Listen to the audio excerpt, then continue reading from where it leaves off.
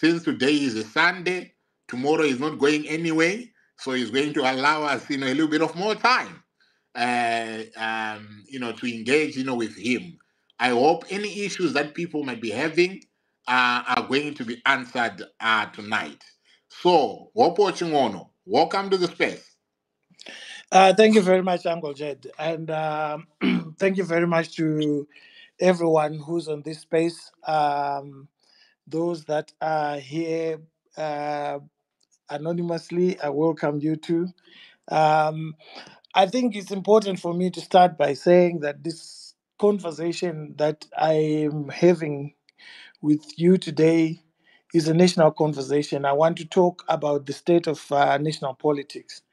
It's not an opportunity for me as a journalist to attack anyone. It's not an opportunity for me as a journalist to bash anyone. But the work of journalists is to reflect on what's happening in the country. And some of the reflections, you might not like them, but that's the nature of our work as journalists. And that's the nature of human beings as well, that we don't have to agree on everything, but we don't have to be disagreeable. By disagreeable, I mean that we don't have to descend into calling each other names and insults and so forth. So whatever I'm going to say is based on my reflections as a journalist and how I see things.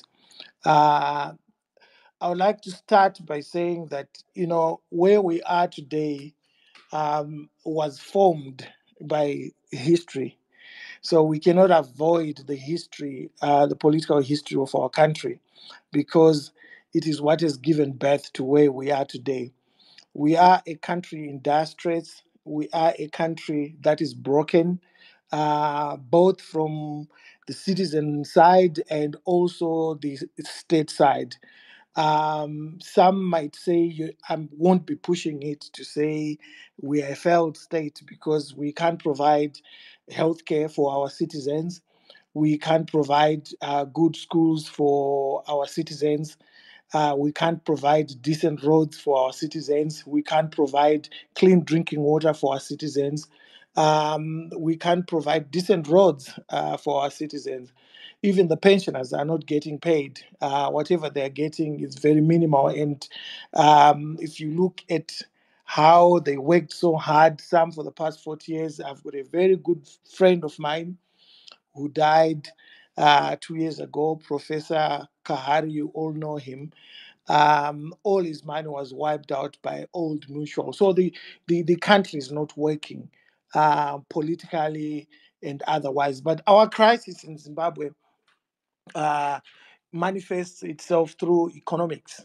The politics is bad, but it manifests itself through economics. And what I've always said was that the crisis in Zimbabwe can be best described as a crisis of corrupt government, because all our problems they find root in state corruption, whether it's hospitals, whether it's councils, whether it's roads, whether it's basic things like water. It all finds its roots in corruption. So we have a corruption problem in Zimbabwe, which is authored by politics, and it manifests itself through economics, which is why we have the highest inflation rate in the world, which is why our local currency lost 95% of its strength in the past 12 months.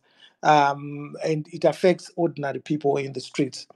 And it's these ordinary people in the streets that are more concerned about than the political elites or the business elites. And so when I speak in my everyday rants, or whether it's tweets or Facebook or Instagram, my heart is with the poor people. That those are the people that I care about, and those are the people that are bearing the brunt of the political crisis in Zimbabwe. All these other people, including the political elites and so forth, do not suffer the indignity that our people are suffering.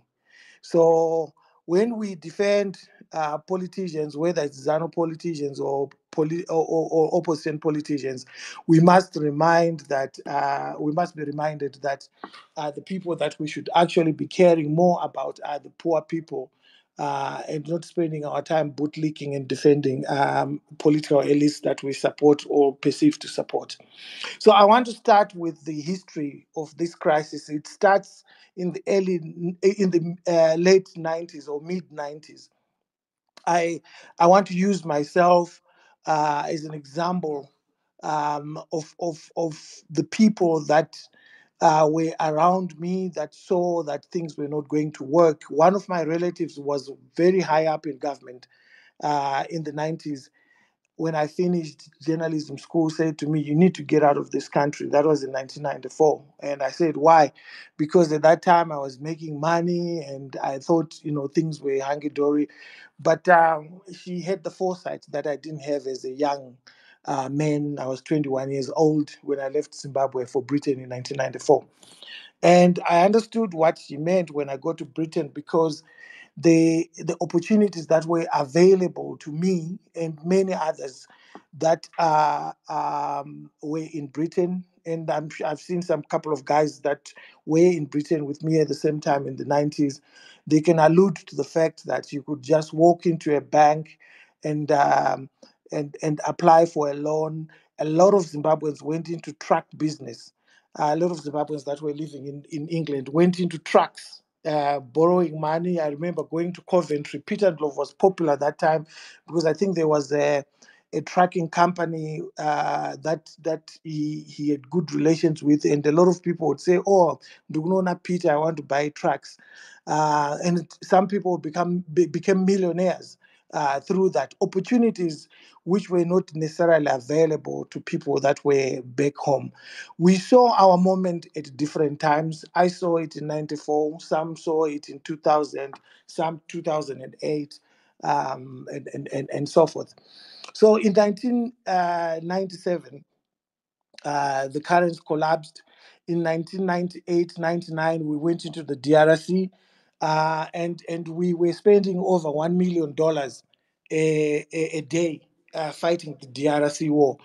The spoils of that war were supposed to come to the Zimbabwean people, the gold, the diamonds, but they were pocketed into private pockets of ZANU-PF elites and military elites. So the war became purposeless to the ordinary citizen, because state machinery was used and state funds were used, but the return from that war went into private pockets. And that is when the World Bank and the IMF disengaged uh, from Zimbabwe, dealing with Zimbabwe, because the Robert Gabriel Mugabe government did not want to release the figures that reflected what it was spending in the Congo. And contrary to what a lot of people say, sanctions were not imposed in relation to the World Bank and IMF in 2001. They were Zimbabwe pulled out. Mugabe pulled out because he did not want to be accountable. A trait that we see in our politics, and a trait that needs to end if we're going to get somewhere. So the opposition is formed in 1999. I remember the NCA, which gave birth to the MDC. Brian Kagoro contested against Morgan Tsvangirai. Morgan Tsvangirai won, and then he became president of the MDC.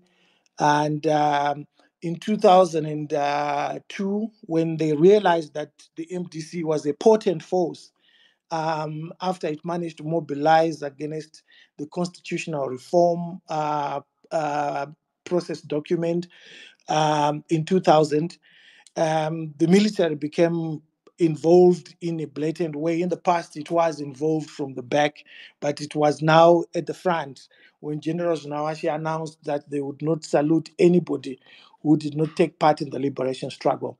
I must say that although they were saying this, Morgan Tsvangirai's roots were in ZANU-PF. He was a ZANU-PF cadre before all this. In fact, he worked hand in glove with Albert Mugabe, who was a trade unionist and Mugabe's half brother.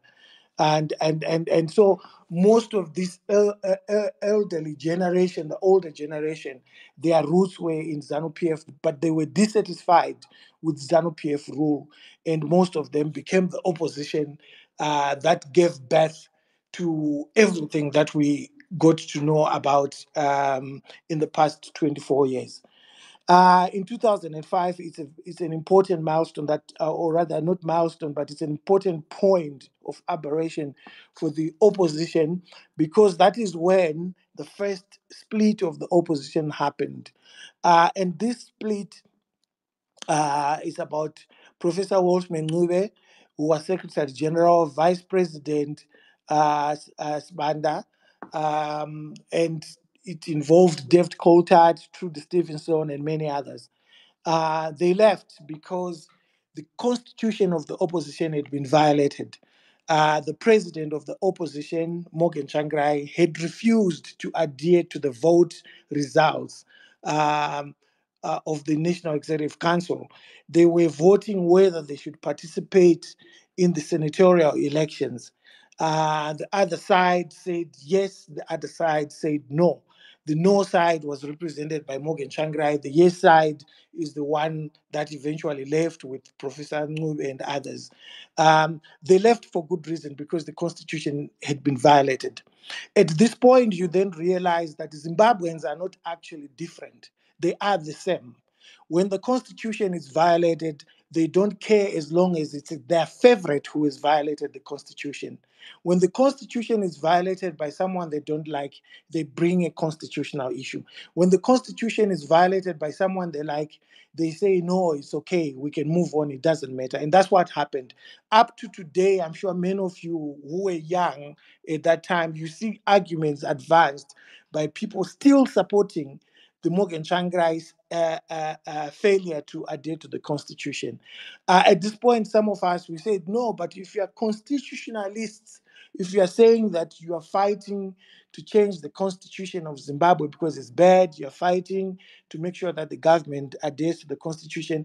If you can violate your own Constitution when you're in opposition, what will stop you from violating the national Constitution like what ZANU PF is doing? Anyway, needless to say, uh, they moved on. The other one became MDC Ncube, the other one MDC Tsvangirai. They became political parties with surnames. Then we moved to 2007 in March. Morgan Tsvangirai and a bunch of people are beaten badly. And this gave life to the opposition, because at this point in time, the opposition was now being perceived to be weak. After the breakup, they were being perceived to be out of touch, and regional leaders were not taking them seriously until ZANU PF does what it does best and all the time: create an own goal. They beat up Morgan Tsvangirai badly. It was flashed across the world, and and it changed the dynamics of politics. We were now heading into the 2008 election, which took place on March 29 of 2008. But in ZANU PF, there were also problems. They were fighting each other. There was there was General Mjuru, who was pushing for Mugabe's retirement, and Mugabe was pushing back. Mugabe won that battle against General Mjuru at the Gromonzi. I can't remember whether it was a conference or it was a congress, but anyway, he won that battle, and they went into an election, and of course we know that Mavambo was formed. General Mjuru was the tacit backer of Mavambo, but he didn't come out to support them publicly. Gabe lost the election by 73%, as we came to know later when he had a Friedman slip. He mentioned it himself, and it's on tap. Then in 2008, something happened, which I've never seen reported, but I want to say it today. ZANU PF has always been adept at using counterintelligence, using people. So what they do is, when they use counterintelligence, they will go to an opposition political leader, and they will give information to somebody. This person will give you 9 stories about what's happening, and these 9 stories will be correct, but they will be of no relevance at all. So unogona ngozi mudhara mangwana pachadzingwa nhingi nangoti ndifanira kukuudzai. And so Morgan Tsvangirai then became attached to these people. He thought, vafana vangu. One such person was Wicknell Chivhayo. Wicknell Chivhayo is the one who went to Morgan Tsvangirai in 2008 and said, mudhara muda kuurayiwa, oi mari rovai pasi. But what had actually happened is that the state, the ZANU PF machinery, was afraid that if Morgan Tsvangirai had stayed in the country, people could have mobilized around him, rejected what ZANU PF was trying to do with the results, and go to the streets and just make the country ungovernable. Because for the first time, Robert Mugabe had lost, and he had accepted that he had lost. But he had played around with the numbers to say, I've not lost enough for you to become president. So Morgan Tsvangirai, against the advice of so many people, I remember at that time, people like Ibo Mandaza were saying to him, you can't go. But he said, no, information, and that's how he left the country. When Morgan Tsvangirai came back, uh, we got an exclusive. That time I was a journalist with ITV News, covering Zimbabwe amongst other countries. And I got an exclusive to fly with Morgan Tsvangirai back, for the first time, coming back to form a government, but to finish off the talks, and to formalize them under President Thabo Mbeki of South Africa. And so I flew to South Africa at the at the instigation of my boss, Tim Singleton, who's now the head of news at Sky News. And I got to South Africa, and Morgan Tsvangirai at that time was very good friends and being assisted by Strive Masiwa, who at the time owned the Daily News, and of course owned Econet as well. I remember when we were flying out, uh, Jameson Timber flew in into OR Tambo, and we met him in the diplomatic lounge. And he said, Mdara, what Undura? That's what Jameson Timber said. At least he's alive to confirm this story. And I was amazed because I could see that counterintelligence had been used, they'd been infiltrated, and they were given information, such that the main pillars around Morgan Tsvangirai, Jameson Timber, Tendai Biti at the time are afraid, and they are put on the run so that the system can do what it wants to do.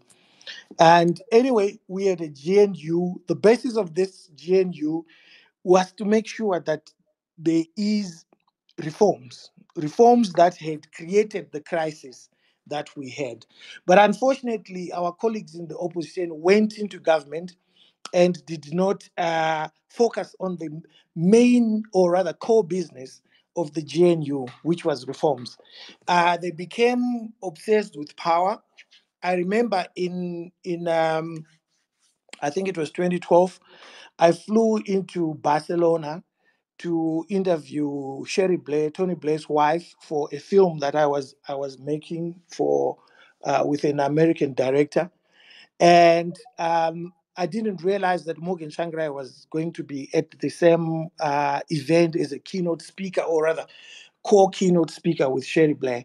And he saw me in the hotel, in hotel lobby. He said, "You mfana, urikuita say we are gonna," and then he instructed Jameson Timber, who was minister in his office, to say, "Gawe ku dinner." And so I went to the dinner, and we had a discussion, private discussion. It remains private because it was in confidence. But what I observed was that they had been sucked into the false belief that they were now in charge, that they now had power, state power. But I believe that Robert Mugabe did this deliberately to give them a false sense of hope that things were going to change, whilst ZANU PF went to the underground, and start planning. And this is what the ZANU-PF actually did. It ran a parallel government where it was getting money from Chiadzwa, the 15,000 that Bob talked about, um, and Biti was being deprived, although he managed to steer the ship away from the rocks. But still, the economy didn't grow. The economy was stabilized. We were able to start. I remember at that time I could use my UK card to get money at the Newlands Barclays Bank ATM, and life became relatively stable, although not too great for the poor people, for the ordinary people, but it became relatively stable. Anyway, we were headed into a 2013 election. The reforms that had, the only specific reform that had taken place at that time was the constitution, uh, which was passed in 2013 February. Uh, but the rest had not been done. And the region was worried about it, specifically President Jacob Zuma, who has been or was the only president in the region who has been such a close friend of Zimbabwe, including assisting them. There were two. There was him and there was President Kama of Botswana. He couldn't do much materially, but President Zuma, under President Zuma, that's when Zimbabweans got the permits. Um, but he did mention that we are doing this to assist you, to give you a break from these pressures. You need to have the reforms done. And the Maputo um, summit that took place was the last summit before the election. And President Zuma mentioned that without reforms, you are done. Don't take part in elections without reforms. Uh, Prime Minister Tsvangirai didn't listen to this advice. Um, I remember Miss Zulu, who was a government minister in the South African government, was she was insisting that there must be a boycott if there are no reforms, and she's really supported Zimbabwe to a point where Mugabe called a street woman a prostitute. I'm sure some of you are old enough to remember that. That's how much the Zuma government tried to help us, but we couldn't help ourselves. In that year, 2013, Prime Minister Tsvangirai said, no, one of my lieutenants, Nelson Chamisa, told me that there's a prophecy that I'm going to win the election. I've been seen with the crown in the State House. So we are going into the elections. We'll win them regardless of not having reforms. As we all know, the opposition lost, and up to now, they don't know how 2013 was rigged. Then the next stage was the what was then called the renewal. Senior members in the MDC, like Tendai Biti, like Elton Mangoma, they came up and they said, no, you've you railroaded us into an election which we were not supposed to go into. We have lost. You should now give your timetable of leaving. And of course, Morgan Tsvangirai did not take this lightly, and you know that they had to leave Tendai, and Elton was beaten badly and blooded, and they left. So that was the second split. But this split was not as significant as the first one, because the first one, the other guys. Um, came from most of them came from Matabeleland, so there was an ethnic aspect to it, and so it was actually damaging to the opposition, much less the Tendai Bit one. It was not damaging because it was not based on ethnicity; it was based on values. People saying no, we need to do this and that. There was no ethnic component to it, whereas the 2005 was so damaging because there was an ethnic component to it. Um, if these guys had come together in 2008, reconciled as they wanted to, um, things would have been much tougher for the ZANU PF government.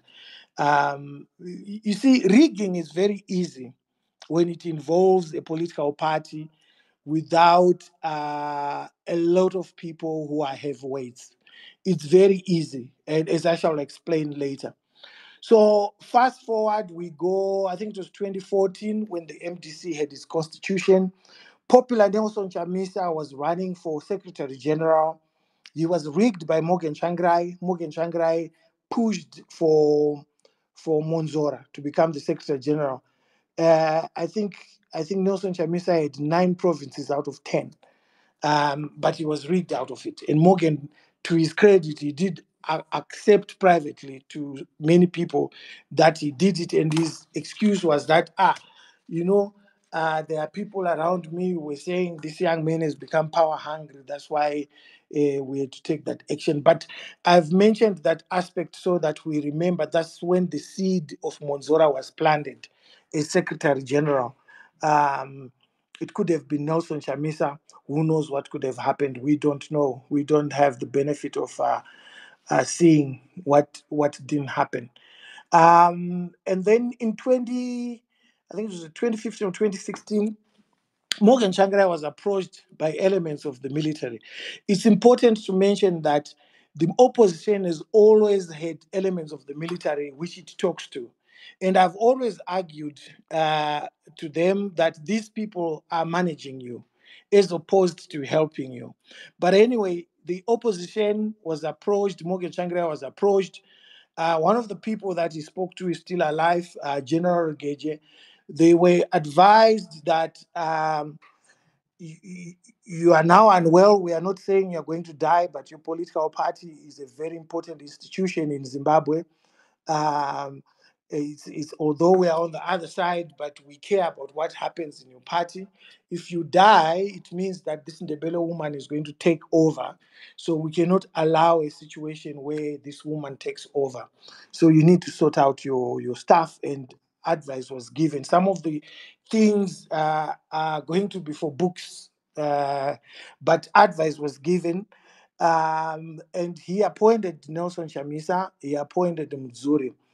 And there were fractures because some in the party were now saying, komdara zvamangu ita party makutoita party makaranga, iwewe uri mukaranga, Nelson mukaranga, Mzuri mukaranga, and so forth. And he said, no, that's not it. We are trying to manage this in situation that I need to manage. Um, and anyway, Morgan Tsvangirai progressively became very ill. As we all know, he died in 2018, February 14. Um, there was confusion because the constitution said that Thokozani Kupe is the one who was supposed to take over because he was elected at Congress. The other two gentlemen were illegally appointed, Nelson Chamisa and Elias Mtsuri. And so, anyway, Nelson Chamisa took over because that was the popular feeling in the party. Some of us at the time, I remember having a conversation with Nelson Chamisa. This one is not confidential. I remember saying to him, a coup does not happen for people to surrender power after 6 months. In my view, if I were you, I would actually let Thokozani Kupe go to the polls and she will lose because these men are not going to give up power after 6 months. Nelson understood this because Nelson had been the conduit between the ZANU side and the Morgan side leading up to the coup. The MDC was involved in the coup. They failed to agree on how they were going to share the spoils of the coup. And that's how they ended up not being included. But they were part of the coup starting from 2015, 2016. They were when these discussions were taking place, they were part of it. And this is one of the things that infuriate me because we are made to believe that we are the coup stars. We celebrated the coup, and yet the opposition political movement was part of the coup before we even knew about the coup. Some of ourselves, they were part of it. But there's so much deceit in Zimbabwean politics that people want to prepare. In fact, the lawyer who got the coup to be declared legal was Tabani Mpofu in court. But all these things are sort of pushed aside because they're inconvenient truth. But that's the truth. If we're going to have a nation that can build itself on the basis of the truth, we need to tell the truth for what it was, regardless of how unpalatable that truth may be. I regret myself, and I apologized at the time for having supported the coup, because I thought that it was going to be a break. In fact, thousands of people went into the streets, not because they supported the coup as such or a coup, but because they were so fed up of Mugabe, and they thought that anything that can bring relief to Zimbabwe should be welcome. The coup, for it to be successful, the opposition had to take part. In fact, the motion to move the impeachment of Mugabe was moved by the opposition. So I think it's disingenuous for the opposition or opposition supporters to pretend as if this did not happen. These are the facts, and this is what happened. Anyway, the election happened. We know what happened. We know that our compatriots were killed. We realized that no, this is not a new dispensation. This is the same old dispensation. And what has changed is the driver. The track remains the same. The system remains the same. And for me, as a journalist, I've learned that, contrary to my previous perception before the coup, that even if Mnangagwa is removed today as an individual, the system remains the same. The system is what needs to be removed, not just an individual. Anyway, Monzora and Madam Coupe did what they did. Party headquarters of the opposition was taken and all that stuff. Fast forward to 20, 2021, December, we're having conversations. A lot of my conversations are in confidence, so I can't share them. But the ones that I can share that have been made public by the other people that were in these conversations are the ones that I'm going to share. So one of these conversations that was made public by Nelson himself is the fact that people like myself and Dr. Alex Magaisa are the ones that pushed him to say you need to form a new political party. Nelson did not want to form a new political party. He wanted people to run as independents or to go in as MDC. And we said you can't, because the court has made a ruling. They will just take this thing away from you. And he confirmed this at Dr. Magaisa's um, funeral, or rather memorial. Um, anyway, the party is formed. All this stuff is happening. It starts off as a party where everyone was what they were in the previous party. People are being called vice president. People are being called secretary general. Then somewhere along the line, something changed. And this thing that changed was changed without consultation to others. They were just told that this is what it is. Um, and some of us knew ahead of time, because we had been briefed as journalists that this is the situation, because you would tweet or write an article. A lot of journalists encountered this. They would write an article, and then they'll get a phone call to say, oh, you can't refer to so and so as vice president. Our party does not have a VP, it only has a president.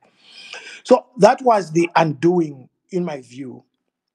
And I'm happy to be pushed back on this one by others who've got better ideas. But that was the undoing of the opposition as it headed towards 2023, because you now had a very strong opposition, but which was now being undone by these internal fights. You are no longer the Secretary General. I'm sure you remember someone was actually told on Twitter that our party is not Secretary General. We don't have this. It became a party about one person. And one thing that I can say publicly is I did uh, speak to Nelson about this, Chamisa. I said, no, my friend, you need to work with everyone else. I can't share what he told me because it was shared in confidence, but I want to put it on the record that I told him that you can't do what you're doing. It's damaging the party. And I saw this. I'll give a few examples. When the gentleman who was killed in, I think it's Senemot Ngube, was killed in Kwekwe, I fundraised the money that was used to bury that gentleman. But through that fundraising, I then realized that not having the leadership structures that were needed it was each time I fundraised money to assist the opposition, I did it publicly, and I declared that I'm doing this because I'm fighting against corrupt rule. I'm not doing this because I'm a member of the opposition party. I'm doing this as a Zimbabwean citizen. And each time we fundraised money, there was a fight because there was no structured leadership. In fact, some of the money would disappear. And I would then call Nelson Chamisa to say, Mr. President, this is what has happened. Can you fix this thing? And then I reminded him, I think it was around 2022, around August, September. I reminded him that the problem that we are facing now is we have to keep coming to you for everything. I should be going to David Coulthard for money issues. I was meeting a lot of Zimbabweans in London, in America, who were saying to me, I'm coming up to donate. I say, and I say, no, I can't take your money. And I remember going on Twitter saying, I'm in America, many people are offering me money. Please don't offer me money. I will not take your money. Your money needs to go to the party that you want to support. And this, again, I realized that the failure to have structures, because Coltart was no longer the treasurer general, there was no treasurer. So if you had to deal with anything and anyone, you had to go to the president. And I think it was unhealthy. It was an unhealthy situation, and I think it contributed to whatever made the opposition fail to be successful. I'm one person who likes not to focus too much on what ZANU-PF does with the opposition, because ZANU-PF does what is expected of it to do. I don't care about what ZANU-PF does, because I know that ZANU-PF is going to rig elections. Any sensible person knows that ZANU-PF is going to rig elections. So if you expect ZANU-PF to do otherwise, then you become the problem. What we need to do is to focus on how we stop ZANU-PF from rigging the elections. And at that time, I felt that the machinery that was around Nelson Chamisa was not sufficiently equipped to push back on whatever ZANU-PF was doing. At the forefront were people like Ostalos, people like Chibaya, and others. But up to now, I still think that they are not sufficiently equipped. Even if they form another new party and they remain the way they were in Triple C, the new party will face the same problems. The new party will be rigged in 2028. It will be just a waste of time.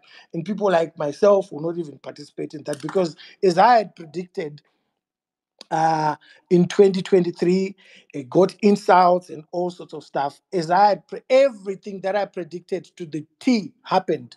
But people, because Zimbabweans were not honest, we just don't want to accept that, oh, I think we were wrong here. I think you could have done things differently. I think the biggest problem that we face is failure to accept the truth, to say this is the problem that we're facing. How do we deal with it? And we move forward. We insult each other, we call each other names. There are people that are on Twitter specifically just to insult people day in, day out. And I don't think it's healthy, because you end up building a very strong group of people supporting something, but not sufficient enough to make that something win anything in an electoral contest. And when you push other people away, you push people of talents away. There are a lot of Zimbabweans who have got different talents, who are in the diaspora, that I speak to, that you also speak to as Zimbabweans, and that tell me every day that, oh no, Blazinina I want nothing to do with this. I can't be dealing with people that insult people, call each other people names, and things like that. That's who we are. We must accept our weakness. And I think the most important thing is to say, let's fix it. At times, I've been guilty of that as well. So I'm no exception to what I'm talking about. So there was no leadership structure. There was no collective decision making.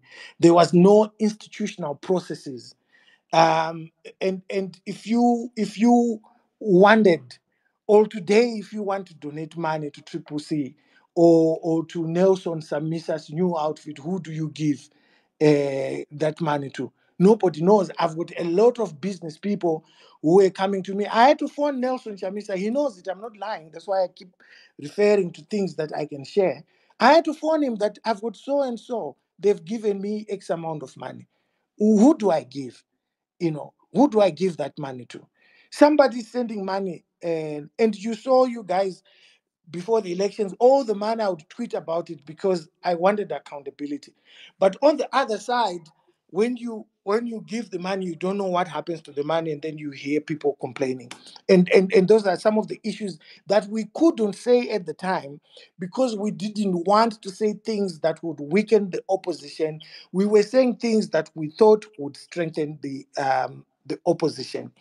And so some of the examples that I want to give that I could see were caused by failure to have structured leadership is that I got 10 ambulances and 10 fire engines in the UK. I called Nelson Chamisa when I was with the mayor of that city. We discussed the things. There was no structured leadership to push that through, and those fire engines never came. They were given for free. I got a radiotherapy machine to treat cancer in California.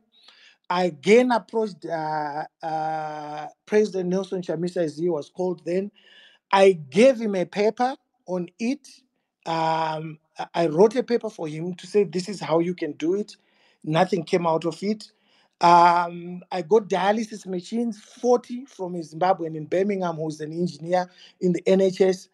Nothing came out of it because there was no structured leadership. And I said to him, my brother, you need to have somebody who specializes in, say, health issues. And I even spoke to Skilled Labor about it to say, this is the problem that we face. At the time when I spoke to Skilled Labor, the company in California said, we don't want to speak to a politician. We want to speak to Nelson Chamisa's Health Advisory Council so that we can engage and see how these things can go to Zimbabwe. And there was no Health Advisory Council. And it was embarrassing for me because it's something that we had been talking about, even with Dr. Alex Magaisa when he was still alive, that we need these sort of advisory bodies around the president so that they can deal with specific expert-related issues which cannot be dealt with by the president of a political party. I think for now, I've said enough, but I want to end this part by saying, uh, for for for Nelson Chamisa, he remains the most popular politician in the country, and a lot of his supporters always come to insult me. Why do you always talk about Nelson Chamisa? Because he is the main opposition leader. We cannot avoid talking about Chamisa or Mnangagwa. We talk about Mnangagwa every day because he is the main ingredient in government. We talk about Chamisa every day because he's the main ingredient in opposition. You'll have to be foolish to ask someone why they keep talking about the main ingredient in something. So we talk about him every day because he is the main ingredient. And so for Nelson Chamisa to remain relevant, he must accept and address the weaknesses. And I'm glad that some of the weaknesses have been mentioned by people around him, but they need to be addressed if he wants to remain relevant to win an election. You can be relevant but not winning an election, and it adds no value because the idea of running in an election is to win it, not just to have big numbers of people following you or having big rallies. They don't mean anything if they are not transformed into taking state power and going to state house, because that is what we were fighting for, and I'm sure that is what we remain fighting for, because we want our lives as Zimbabweans to be transformed. So if he doesn't transform himself, if he doesn't change, if he doesn't accept his weaknesses, you will never defeat ZANU PF. That's how it is. We might try to sugarcoat things, but he will never defeat ZANU PF. As one man and his party with some friends, you will never defeat ZANU PF. As Triple C was constructed, you could tell, and some of us were saying it, but of course we were insulted at the time. And I hope with the benefit of 2020 hindsight, people now understand, because it is very easy to rig against a one-man party. You just need to target that one man and everything falls apart. But if you have got a lot of heavyweights around you, even if some are bought, you can't buy everyone. But in a one man party, you can just buy that one man, and that's the end of the show. And the whole country will be behind that one man. And if he decides to be bought, that's it. But if Right. you have a party with 20 strong people at the top of the leadership, you can't buy 20 people and take advantage of their greediness. Okay. And I think the I've got two more points that I just want to add, Angojet, then I'll pass it on to you. All right. Okay. Um, the third and the third aspect, which I'll call third and half, is that in the unlikely event that Nelson uh, had won, uh, I call it unlikely. I want to explain because it was going to be impossible to win that election. The way it was structured, the way ZANU PF fuzz and all that stuff, we cannot deny the fact that the election was stolen away. Nelson can win an election any day,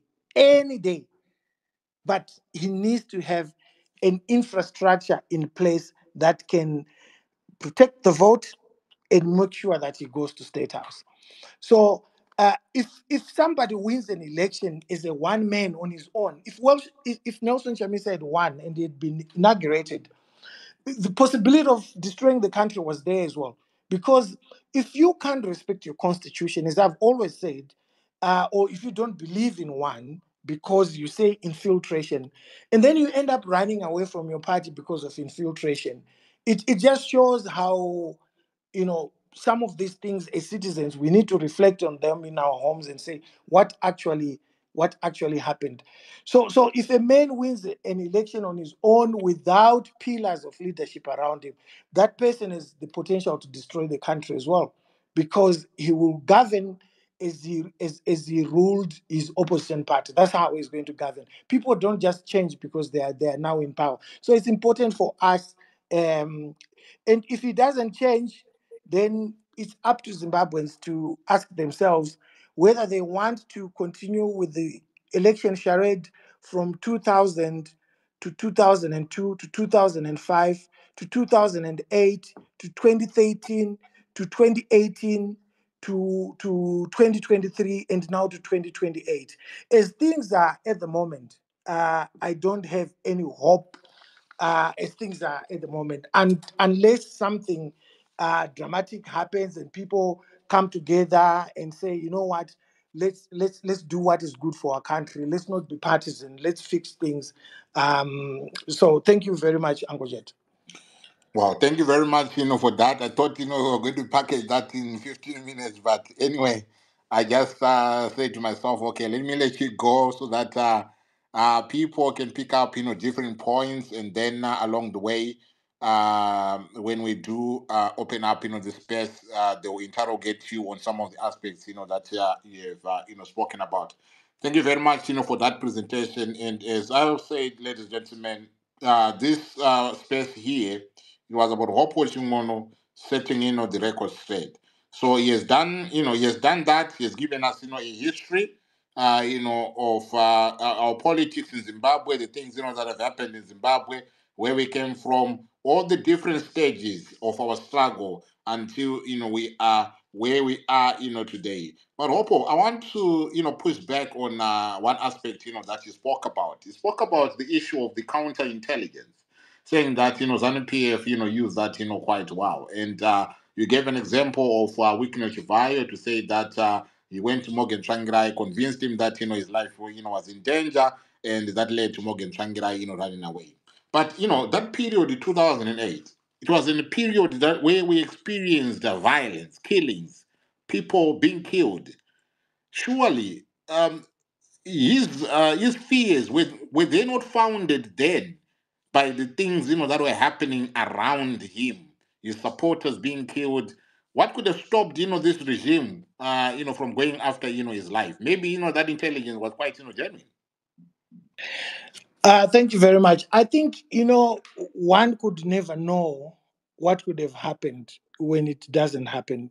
He was not killed, so we could never know how the regime was going to act. But the point I was making was that there were people around Morgan Changrai, and I am one of the people who told him, and I've said it on the record on Twitter about 4 or 5 years ago, and we had an exchange with the other person who was around him.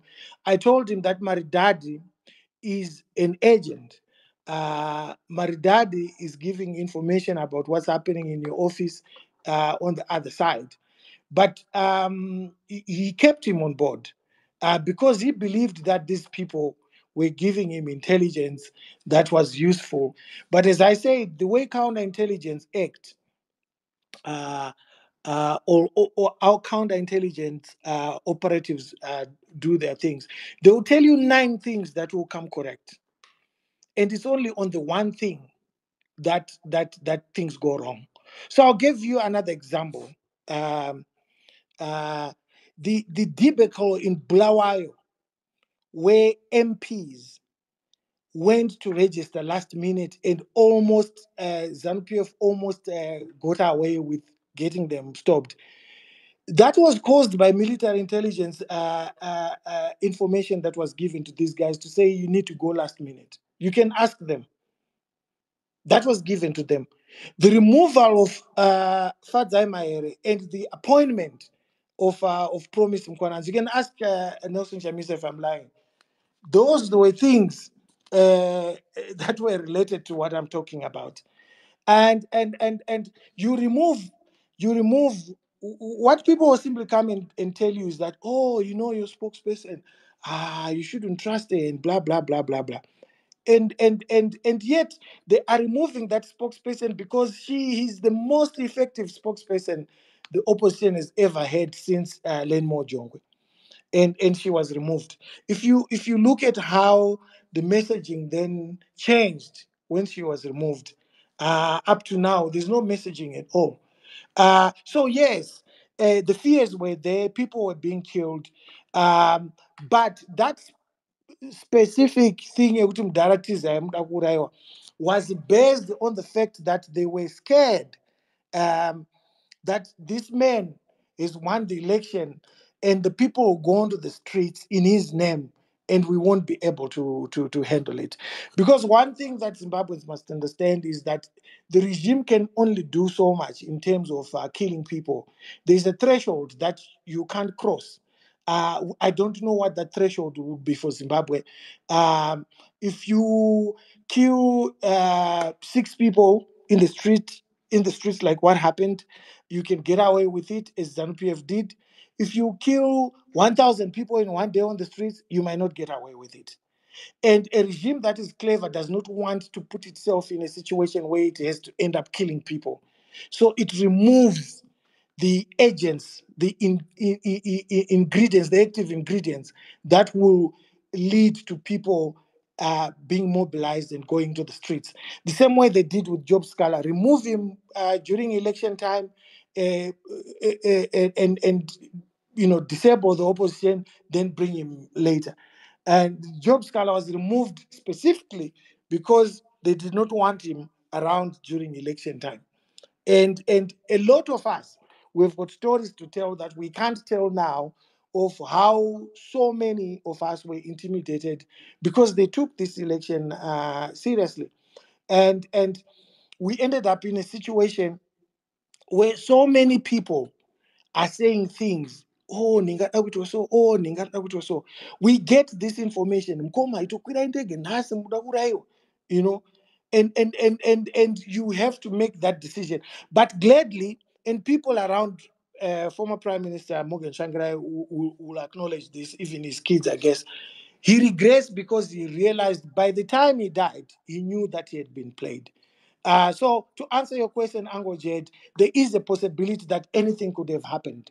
But on that specific issue, he was being played because they did not want somebody who was able to mobilize people and put them in the streets. Right now, the regime is boasting. I'm sure those who speak to journalists or journalists who are on the call will tell you that they're boasting that there's nobody with capacity to put people in the streets. and they think that Job was sufficiently intimidated, he doesn't want to go to prison again. That's what they think. And because the biggest fear for the regime is having people in the streets. Look, Zimbabwe is never going to be resolved through all these other things that we talk about. Everything has failed, partly because of our weaknesses, but in the major aspects of it is because of ZANU PF. ZANU Right. PF will rig an election. They don't care what happens, and as you shall see, the next 3-4 elections in the region shall make you realize that we are in a bad space as a region in terms of elections. And if we're in a bad space as a region in terms of elections, it means that there's nobody within the SADC board who's able to call out the other person and say, look, we can't do this, like what President Kama and President Jacob Zuma used to do. Right. Thank you very much, for that.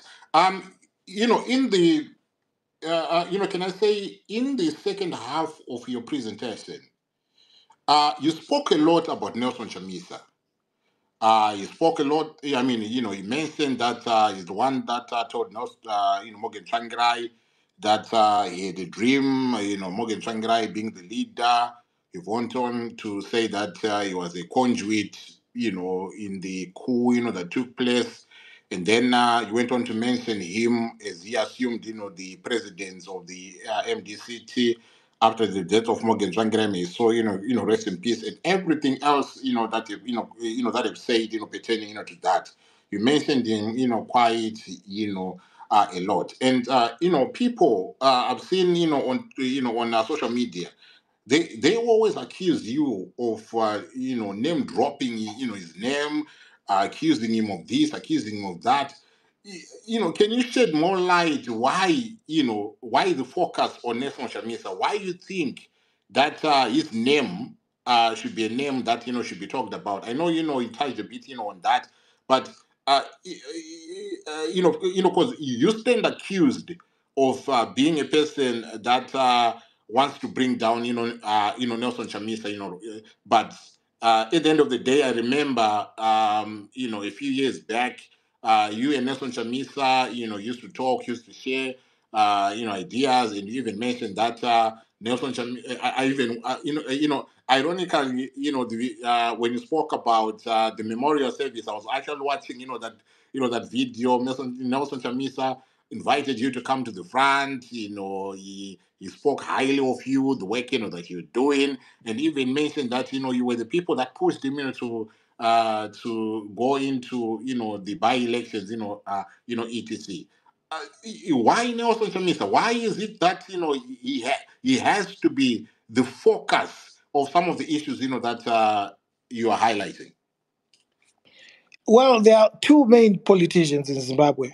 There's Emerson Mnangagwa that I talk about every day on my Twitter handle. Not a day goes without me talking about Emerson Mnangagwa because he's in charge of the mess. He's authored the mess. The mess has been authored by his political party.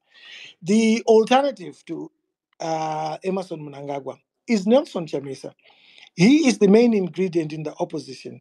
All these other people can form their political parties, but the main ingredient in terms of going out there and getting enough support to cause an upset is only Nelson Chamisa at the moment. And for me, the frustration is it's not sufficient to continue going into elections and claiming that I've lost the election because I've been rigged. I've not actually lost the election. I won it, but it has been rigged. It's not sufficient for people to continue raising funds every 5 years to go into something that is predetermined. And for me, that is the frustration. The alternative is to keep quiet, manage my businesses, and continue with my work as a journalist. But you see, I, like many Zimbabweans in the diaspora, carry the burden of having to pay medical bills for relatives. Amai guru mukadzi wamukoma mwana wababa mukuru akarwara kumusha. I have to pay those bills. And my fight is not for Nelson Chamisa. Yes, he was. We were very good friends, but my fight is not for Nelson Chamisa. I am fighting for the ordinary people of this country. I will not die for a politician. I'm not a fool. I'm not an idiot. I will die for the people. I will die for the cause of the country. I don't fight for politicians. And I'm glad that Nelson Chamisa understood this, because these are things that we used to discuss when he comes to my home. I explained to him why we need to do certain things, and certain things I can't share. But I can assure you that he understood what I say in public. I said to him before I said it in public. For me to make it public is because I see that there's nothing that is happening. So it's important, because a lot of people will then come to me. Trust me, a lot of people. There are some Triple C supporters who say I name drop. I am one of the biggest journalists in Africa. So if you don't expect me to speak to a president, or don't expect Kennedy Wandera to speak to a president, then you don't know what journalism is about. When I say I spoke to diplomats, it's because my work.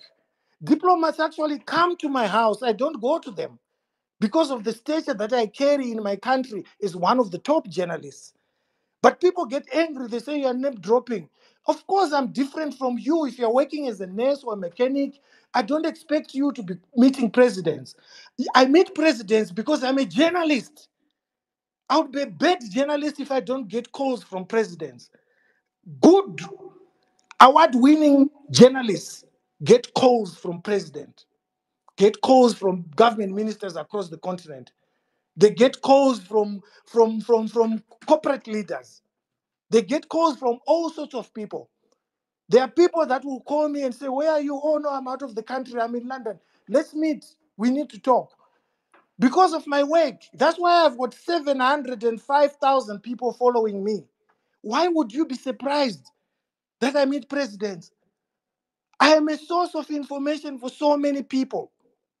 I don't name drop. You see my pictures when I meet these people, when I meet kings of countries, when I get awards from kings, Emir of Qatar. So it's a very Zimbabwean pettiness of trying to downplay someone, trying to thinking that you can insult someone because they've won so many awards. In other countries, they celebrate you. I see my brother Kenneth Wandera is here, is celebrated in Kenya because he's a great, fantastic journalist. But in Zimbabwe, they say, oh, they think calling you award winning is an insult. It's not. I win the awards. I'm good at what I do. And I'm not going to hide that. So Right. I speak about Nelson Angojed, Nelson Chamisa, because he is the main opposition leader in Zimbabwe. In order for us to get through this crisis, we have to get through it with somebody who is capable, who has the support, who has the infrastructure to get us past this political mess that we are in. You can't say on one hand, you want your guy to win and go to State House, but you don't want us to talk about him. Come on, that's nonsense. Right. Okay. I'm going to ask you, one final question before I open, the space, to others.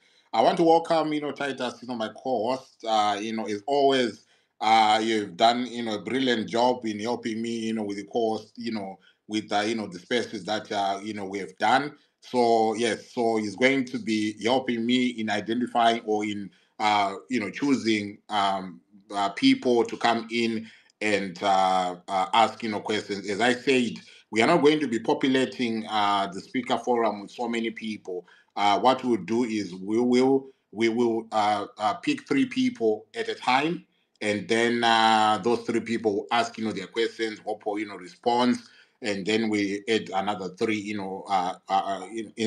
that order. So that is how we want this uh, uh, to go. And I hope, by doing that, we can be in a position to bring, some order, to the space. But for those of us who are joining us, for the first time, thank you very much, for coming through. We are here having a conversation with Wopo Chingono. He began by telling us, a brief history of, where we came from, everything, that went on in the last, 43 years on the economic front, on the on the political front, where missed opportunities. He identified areas where he said that there was a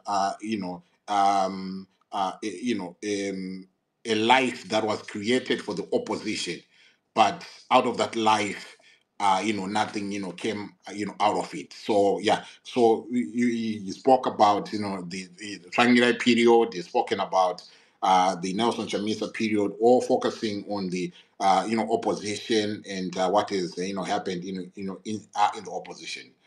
There's a point that you raised, Obochimon, which I think I want to agree with you, and it is a point on how toxic our politics has become, how we have become people who are good at name calling, who are good at pointing fingers at each other, who are good at segregating each other. I've got the experience of that.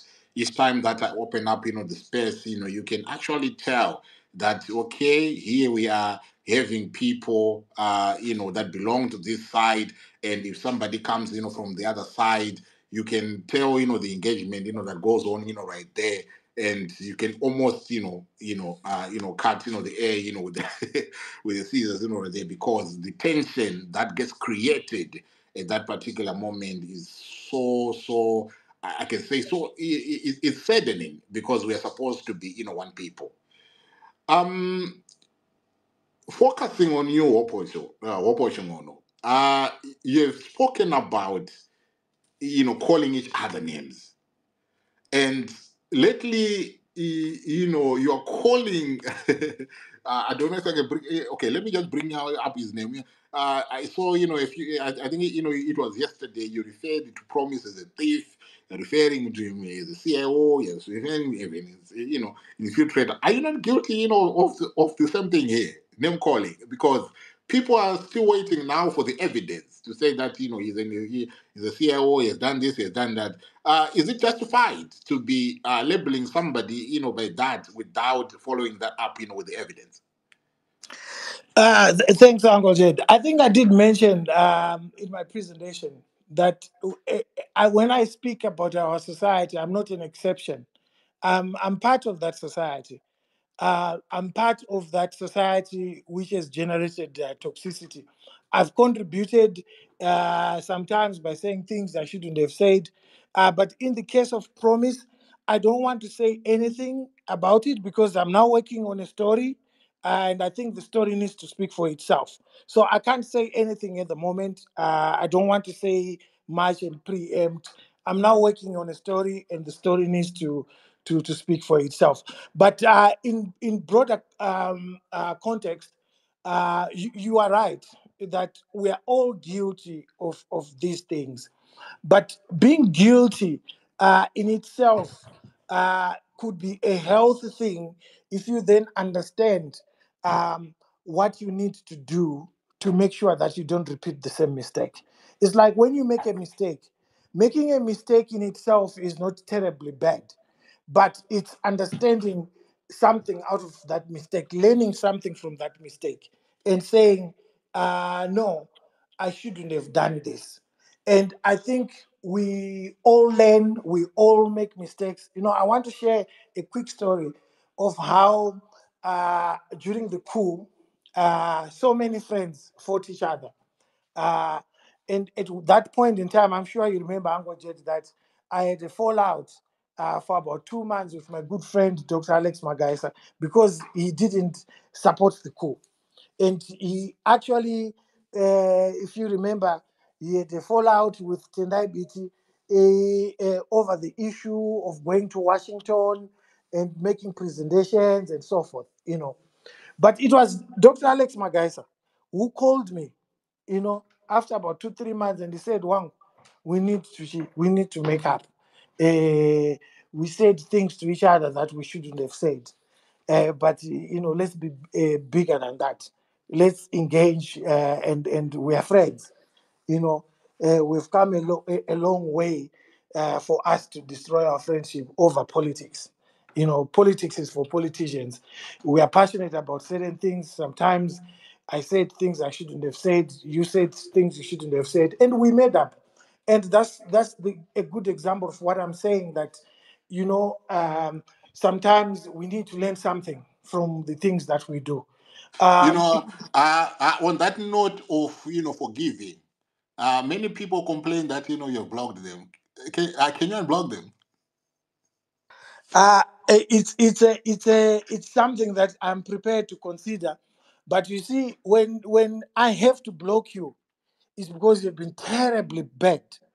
I've never blocked anyone for just disagreeing with me. Although people, I even talked about it this past weekend. I said, perhaps our definition of criticism is different. Because when you insult me and you call me Mutengesi, uri munhu waidi wewe, that's no longer criticism. Those are insults. And for my mental health, I don't need you in my space when you are now operating like that. There are so many people that I see on the space that I engage with. Some of them I can't name them because maybe I'll be embarrassing them, but I actually disagree with them. But they phone me, we talk, we respect each other, but we disagree. Vamwe ndichitovasheka kuti mi muri machete chete. You know, we laugh about it.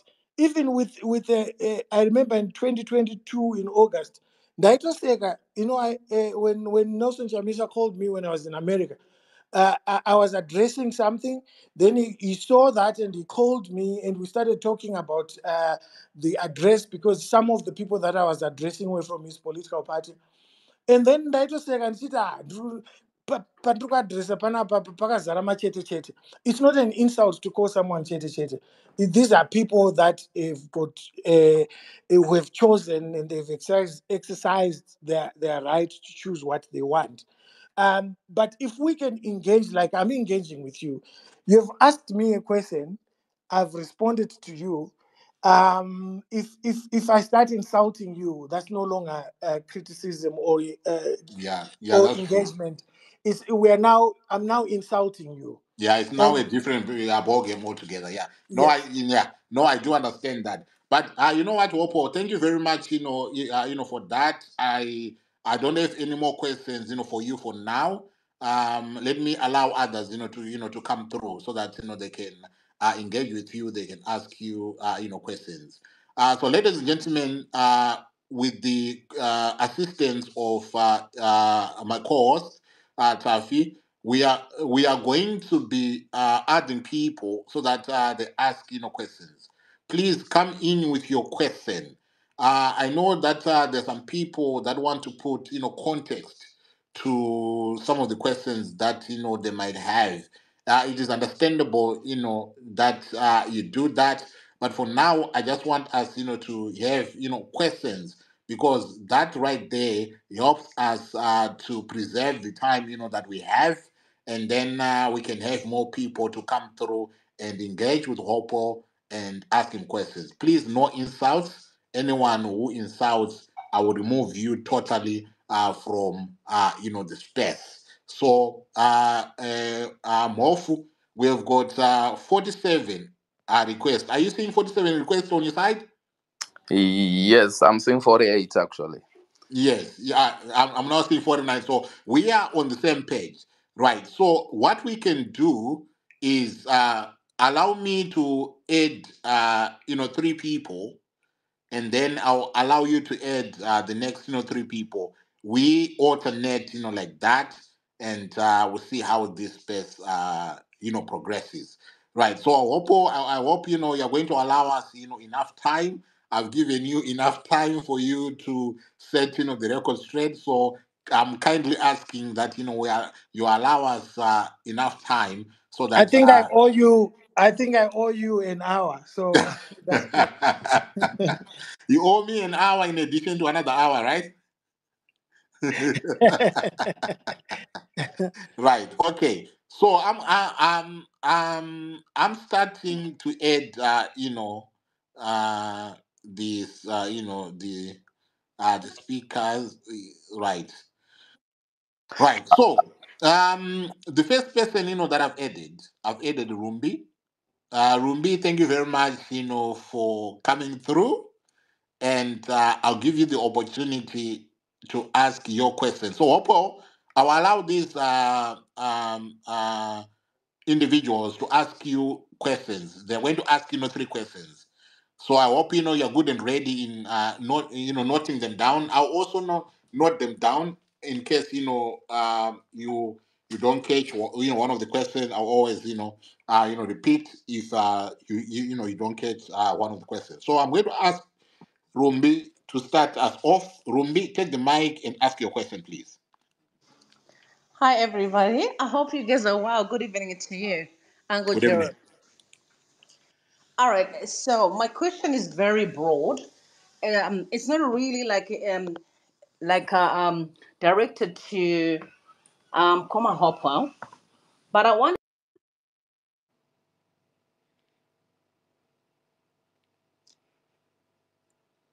Please, the God of internet, don't do us like this. Rumbi, are you still there? Rumbi, please, the God of internet. Right. It seems as if we have lost Rumbi, right there. But let me move on to Son of Sadar. Rumbi, if you are still there, if you're hearing me, We see hatred across the board. Rumbi, So Rumbi, can you yes, sir. can you repeat because you went silent for a minute. So can you repeat? Oh, Start it from the top. I'm sorry about that. Can you hear me Yes, well I can. now? Yes, loud and clear. Okay, so no, I was just referring to what Mkoma Hopo has been narrating earlier on regarding elections and how many elections we've done in the country. But again, it has always been a game, playing each other dirty games. I'm sure Zimbabweans are really tired of these elections. My suggestion or my question is it possible that the people of Zimbabwe can really consider a sabbatical or a referendum that we can all come together and say, what do we really want for the country so that at least we can heal and restart? Thank you. Thank you very much. Son of Sada. Yeah, good evening, Uncle Jeds. Welcome. No, I Uh, welcome you. Mkoma Hope, thank you for Okay, being oh, with you want to us. welcome Goba Hopewell. Thank you very Yeah, much yeah, for that. yeah. Okay, okay. Yeah, that Yeah. that man is. I see two on my block list. Him and Padare. Perhaps, in the spirit of what you said, I will unblock them. Oh, thank you very much. You see, Son of Sada. You see, you see. All right. Right. I've unblocked you. Now you have to unblock me because you'd also blocked me. You're just wow. I'm loving this. Right. Okay. You see, that is that is what we want. Yes. Okay. Thank you Go so on. much. That was going to be one of my issues with Mkoma Hope to say it was after his post. Then I responded nicely. I don't know where I disagreed with me. Okay, well, it's sorted now. Okay, Yes. Mkoma Hope. I see a good, analysis of the situation, and I can feel your passion. It is very encouraging to have heard your side. But then, may I quickly ask you this, Nkoma Wupo, to say you have proffered advice to Nelson Chamisa as the main ingredient man, as you were saying it. Nelson Chamisa as a person, to be honest, would be having like a lot of advisors. A lot of people will be coming to him, millions of us, his supporters. The chetes, as you were saying, will also be, in his inbox or calling him to give him a lot of information. You also talked about structures. To say structures would have been, helpful in terms of containing rigging by ZANU-PF. But then I would want to ask him, Koma Upo, you have known ZANU-PF as you were narrating. They can do everything to win an election, including even killing, which we cannot hide, including even paying people. How, Question in coma. yes, how can Nelson Chamisa trust these structures given the history from the MDC to the MDCT to the CC now? Because what seems to be left for Chamisa is his supporters. He seems to be mistrusting people that he may potentially work with or that he may work with. Right. Okay. So Thank you. so the question is, how can Nelson Chamisa trust the idea of having structures? Yes. Thank you so Okay. much, Uncle Jets. Okay. Thank you very much. I appreciate. Padari. And did you blog? Why it was unblocked? Because you've been unblocked. Yeah, am I You supposed see, to? it's good Hopewell to is a have brother. I'm a not supposed to celebrate that. I'm actually saying, why did he do it? So there wasn't any reason. I've never insulted him. But fair play, he's done that. Well done to him for being a man of integrity in that regard. Thank you for unblocking me. But I'll never stop you calling Buzi Adura. So if that's the case, it's just one of your nickname which we actually cherish, and I think it's a statement now I that don't you've earned. mind. I don't mind nicknames, but being called Mbuzadura, it's a badge of honor It is a badge of honor. That's what I was going because to say. So I do got business. I make money from it, so I actually want to buy some I boots. should So I actually also want. I exploit actually that. want you to teach me how to do that. But with me, really, I think the battle was Chamisa good enough for Zimbabwe? And what I wrote and what I said, it came true. So you guys, you then kind of, to me, I'm just happy that you are actually stamping on what we actually said at Chimurenga and what we are saying about Chamisa. You actually said you you manage. question, Padari. Yeah, Question. question is, you managed to get resources and people trusted you. I've got no doubt in your ability to doing so, because obviously you are who you are. You are Hopewell Chingono. Question, And, please. and please, Gerald, please, No, no. I please. said, please. I said, let us Yeah, it's avoid. coming. Son of Coach. Sada, you never Yeah. did that to him. Hmm. Please, it's a good engagement. I'm coming to the question. You actually articulated saying that Chamisa let you down in actually making things work, which is part of leadership, and that position of negotiating and actually making things work. Because healthcare, to be fair, has been part and part. It's been your dream to see Zimbabwe have this, good healthcare system, and there is a leader you're still considering as a way forward for Zimbabwe, who let you down not twice, not but three times, according to what you've actually declared here. And you're still saying to us, this man you've got hope in him in leading a complex country, a vast land, one of the most complicated history, one of the Question, most powerful please. history in Padari. Africa. Question. So Question, please. Gerard, you cannot make me simple. I am as complex as I'm asking right No, now. no, no, no, Yeah. no, no. I think I was clear when I said we have got so many people that want to ask questions. I said, yes, it might be understandable for one to come in and contextualize what they want to ask. But for the purposes of time, we want you guys to come through, ask questions, and then we roll in another set of people, ask questions, Wopo responds, we roll in another one. So I am kindly asking you for the last time, please ask your question to Wopo Chingono, and then we give him the opportunity to speak. Yeah. Considering all that I've just said, and everything that you went on to do in regards to my family, is it not time for you to openly apologize and say, Padara, you were very right. This man was never good enough for Zimbabwe and will never be good enough for Zimbabwe. Many thanks. Thank you. Right, Wopo, I hope you've gotten those questions. Yes, Yeah. yes. I want to start with my brother Padare. I think Padare, at different intervals in the last term of government, we were talking to each other, blocking each other, and blocking each other, and so forth. I think you and I need to have a conversation as brothers, and not shy away. I will inbox you my number so that we talk.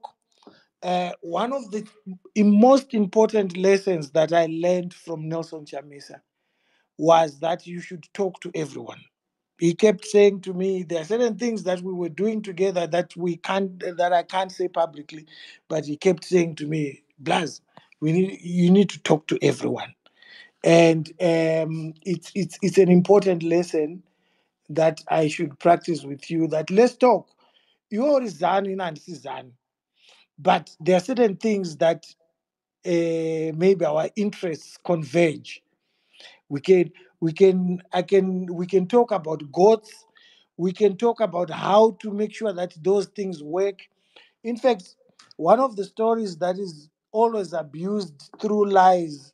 Um, I had a conversation with the late agricultural minister, Perence Shiri, where I was saying to him, we can get a goat in every uh, village in this country, and it will cost us nothing, and it will transform the goat industry in Zimbabwe. And these are the things that I've also shared with Nelson Chamisa, to say, instead of waiting for another 5 years, why not start doing stuff now? Stuff that does not need ZANU PF to stop us from doing it. And enhance. People are prepared to fight for you to become the infrastructure that defends your vote and make sure you go to State House if you deliver something to them in their personal lives. Today, you will know this, Angojed. I set up several hospitals as an individual who was sitting in his bar, that dark one whiskey, let me reach out to these big corporate people.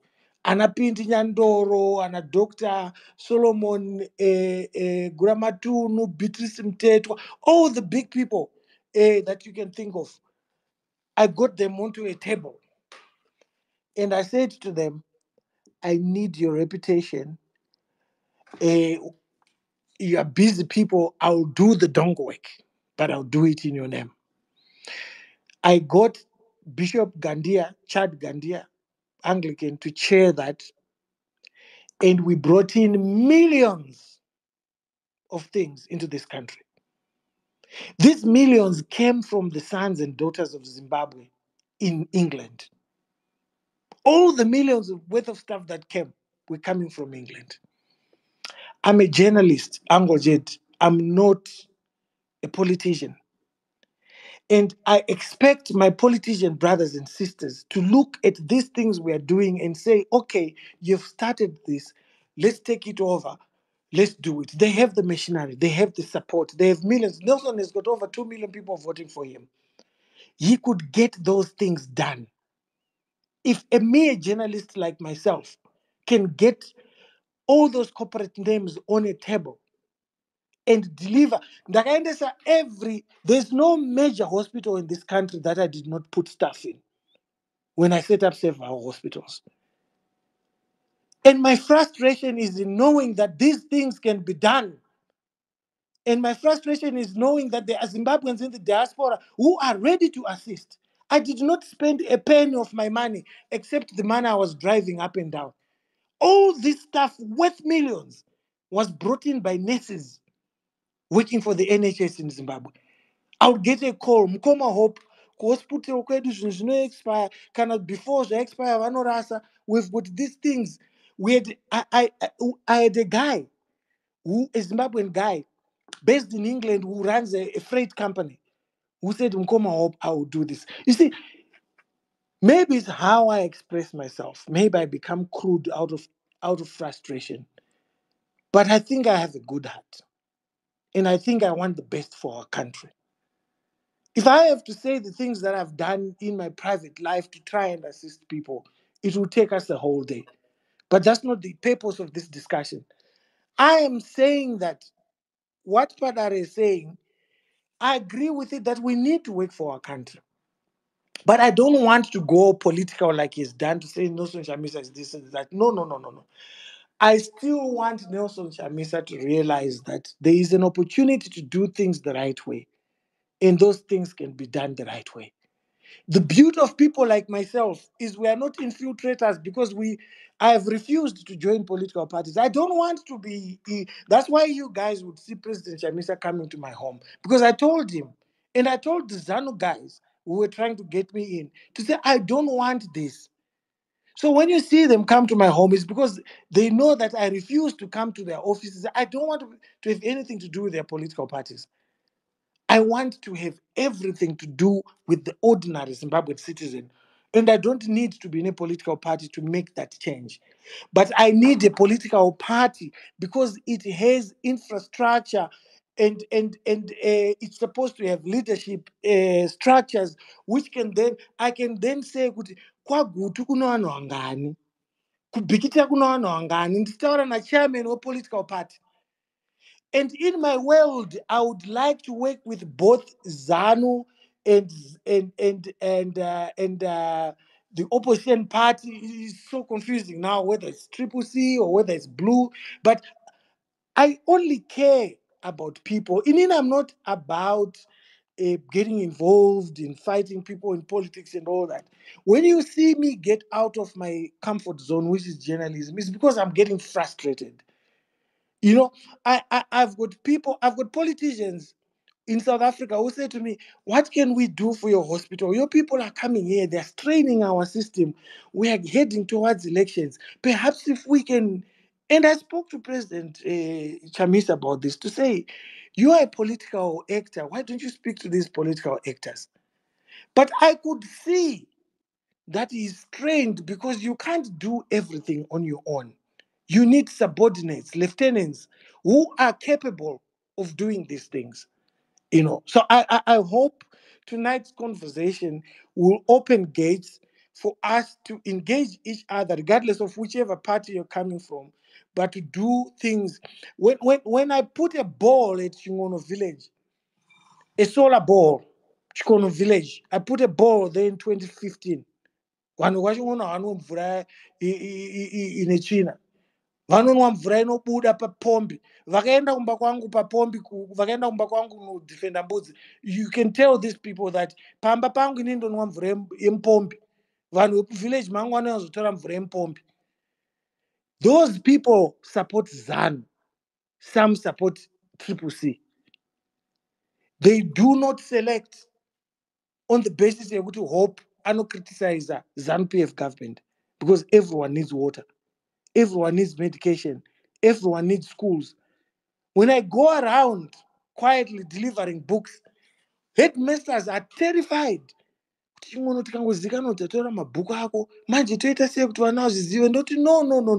not about me.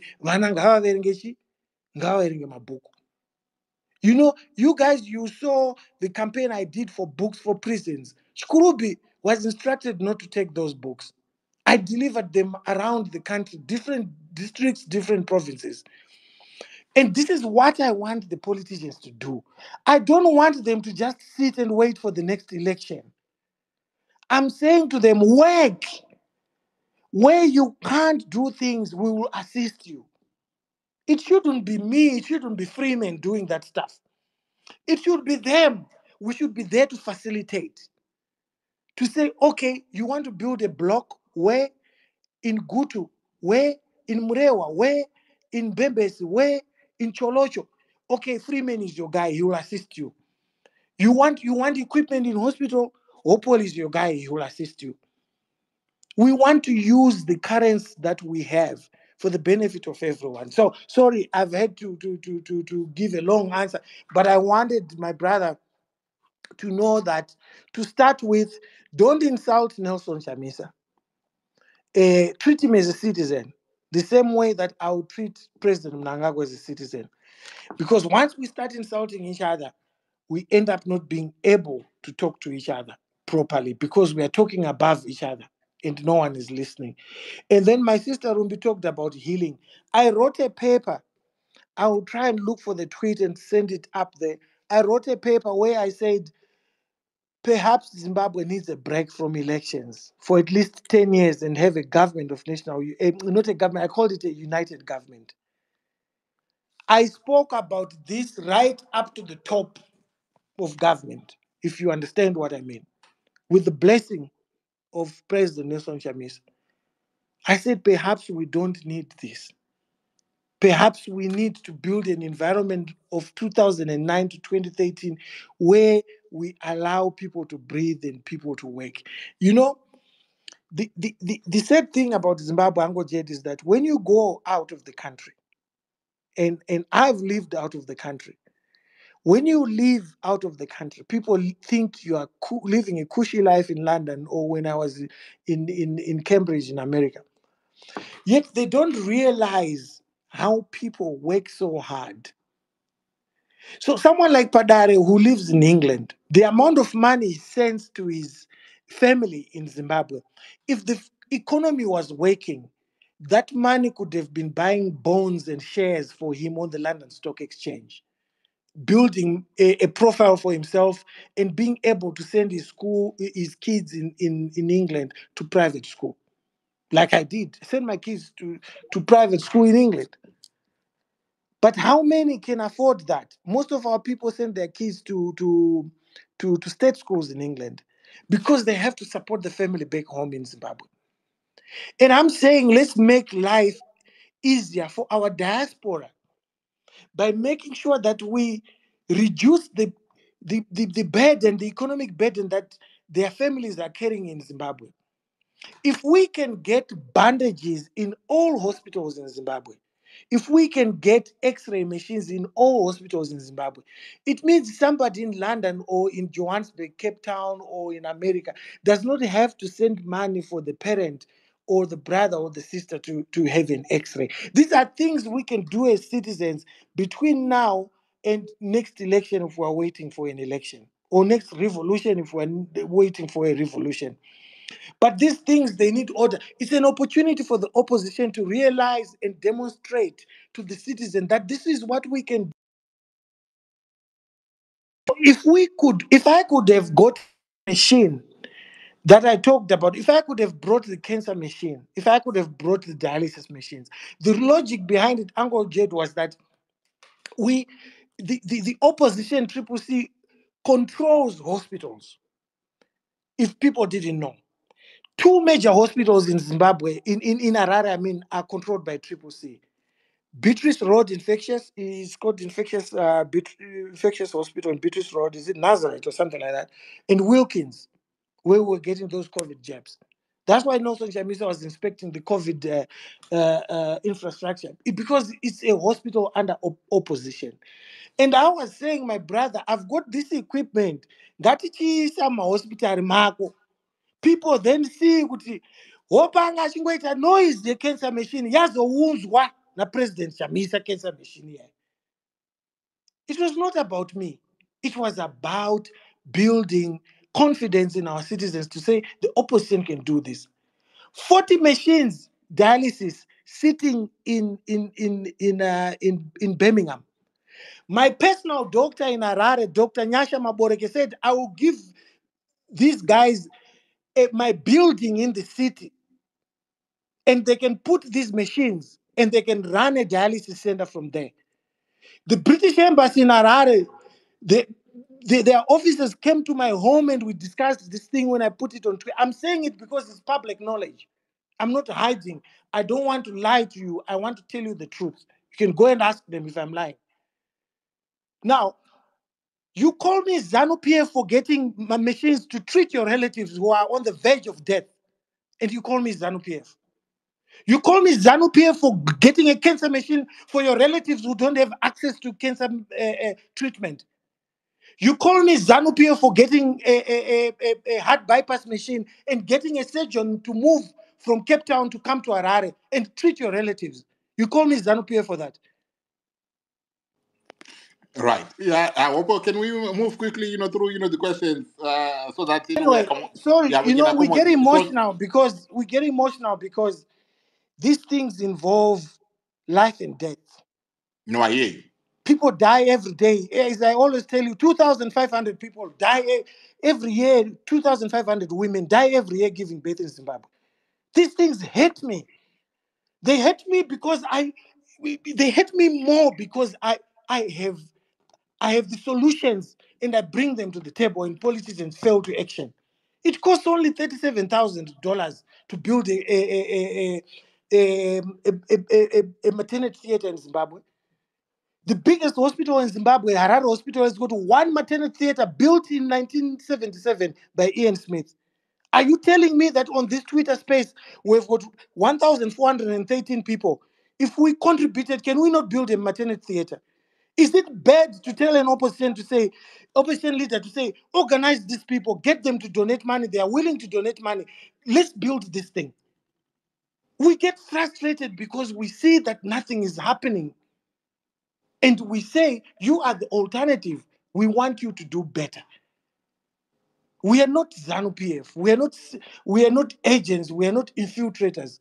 We don't Right. need to be doing all this stuff. And anyway, the other thing was The issue of structures, to say Guti, how can Nelson Chamisa trust having structures given all these things that have happened, infiltration, everything. but I think that has been answered already, Uncle Jet, because Nelson Chamisa left because the party which didn't have structures was infiltrated. So that is a no-brainer, that's why we said the idea that a party can only be infiltrated through structures is preposterous. A party should have structures, should have institutions. You should know kuti kana ndichida kutaura nezvakati zvakati kubhuku rakati ndinoona mainingi. It makes life easier. Do you know, because of the pictures that President Chamisa and myself posted on Twitter when President Chamisa came to my home, ask him if I'm lying. I would have villagers calling me and saying, "Trukumbiro kuti mutaure nawo zvakati. It's because at the bottom end there's no one who's attending to those issues. If you saw right up to the day of my elections, I was fundraising money for Triple C candidates, including Kuzumba Maramba Fungo, which is a contentious area. It's because the president cannot do everything with his advisors. You need people who do that legwork. And those people are controlled by leaders. And those leaders are part of your structure. So, these are, and I think there was a question which was asked by my brother that I unblogged, who was saying ZANU-PF does everything. The biggest thing that we must deal with is this idea to think that ZANU-PF cannot be defeated, and to think that ZANU-PF can do anything to us. It's like being violated by someone, and you come to terms with the fact that this person can just violate me. There's nothing that I can do. That person, of course, will continue violating you unless you put a stand and you say, "No, I'm not going to allow you to do this." I know that, over the years I've been talking about going onto the streets and people say, I say, so what is the alternative? The alternative is going into senseless elections which are rigged and we are not able to do anything about it. There's much more that I could have said about the elections and what happened behind the scenes. But as I said, Angojed, my coming here tonight is not to try and destroy Nelson Chamisa or the opposition. It's actually the opposite. I want us to have an institutional uh, opposition that is able to do something, not just during elections, but even between elections. You become stronger by what you do. If you are able to go out there and set up in every district to have a boer goat which they can take and it can procreate with their local indigenous goats, you have actually done something for yourself for that 2028 election. But if you wait for people's votes based on their frustration on ZANU-PF, they will just go and vote, but they won't fight. But if you are doing something for people, they will have something to defend. It's beyond just votes. They will say, "Eh, pasina mwana uyu, mwana wangu angadai akafa." If that cancer machine would have come to Zimbabwe, pane munhu angadai achitaura, "Dai pasina Chamisa, bai vangu vakafa inini." I will fight for this and protect the vote. That's what it's about. It's not just hope, getting things and throwing them out there and making a friend who's in politics look good. It's about building those blocks so that you don't just become another brick on a wall. You Right. become a cornerstone of that wall to say, "Pasina ningi, tikadai tiri problem yakati." Yeah, okay. Thank you very much for that. Tafi, if you can announce your lineup, please. Awesome. Thanks, Ango Jet. Thanks, Oppo, for coming through. Appreciate you. You do have a large following, Oppo, and obviously, whatever you tweet, whatever you post, all your social medias, people follow you a lot. So we The are funny thing is that everyone who's on this thing now, the next speakers, all of them are blocked. all of them are blocked, right? Okay, I think we have a conversation with that. So obviously, I think we've got Mark Wilton, then we've got Cactus, then we've got Zimbabwe Free, Zimbabwe Youth Forum. Just before they come, Oppo, just my quick pass to you is obviously you mentioned about the things that you on a personal note you have done, and even Freeman have done, but you obviously know this more than anyone else, how ZANPF sometimes even blocked Nelson Chamisa from planting trees, from building general classroom blocks. So I really can't hear Tafi. all Titus, right, I will drop you and I'll are bring you you speaking? back. Okay. All right. So yeah. Just my quick question. I think you answered that as you go to the next ones. Was to say, if they can block him to do those general things, do you think they would have allowed him to to accept you bringing machines and things like that? But that's I something think that I think I think it's an important question that I must answer independent yes. of the other questions. I think as I've said, we should not fear ZANU. Those things should come. Let ZANU PF block them. Let the region, let South Africa see that ZANU PF has blocked a radiotherapy cancer machine from coming into Zimbabwe. Let them see that that machine has been blocked, and those people that were supposed to use that machines are now coming to Mosina Hospital to get treatment. Let that happen. Don't make excuse for ZANU PF before it does something. Go and bring those things. You know, when I set up several hospitals, I got the same things again, the same stuff. Dr. Magaisa called me. He said, Wangu, what you have done is amazing. Don't listen kunevano warikutichi zvinoblockwa. The political capital is in that stuff being blocked. Let the stuff come. Let it be blocked. Then it's a different story altogether. ZANU PF is not foolish to do that. They allowed us to bring that stuff on my body. On the body was Beatrice Mtetwa, who's perceived to be anti-ZANU. There was the mayor, the former mayor of Harare, Ben Manyenyene, who's opposition. There were all these people who are in opposition and some who are not. But the things were never blocked. They came in. Well, let's not use examples that demoralize our people.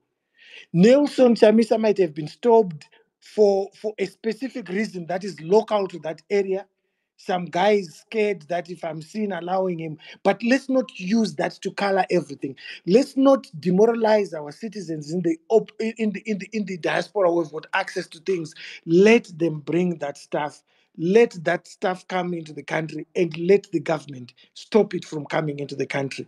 Then the political complexion changes. You are now arguing with the region to say, in fact, this government is stealing public funds and it's not even allowing us to save lives. That's a different political argument altogether. So it's an important question that you have asked, but we should not preempt ZANU PF's actions. Let's bring the stuff into Zimbabwe. Let ZANU PF. That's why you saw that when I was arrested, I had the counterintelligence guys saying to me, run, teaser, uno pera, uno pera. But I didn't run because I had not committed a crime. My lawyer said to me, you've not committed a crime. Why would you run?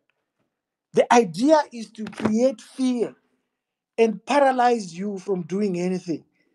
If that fear, if you embrace that fear, then you're paralyzed, you're not able to do anything. So it's important for us as citizens to realize that we are doing these things for ourselves, not for politicians to start with.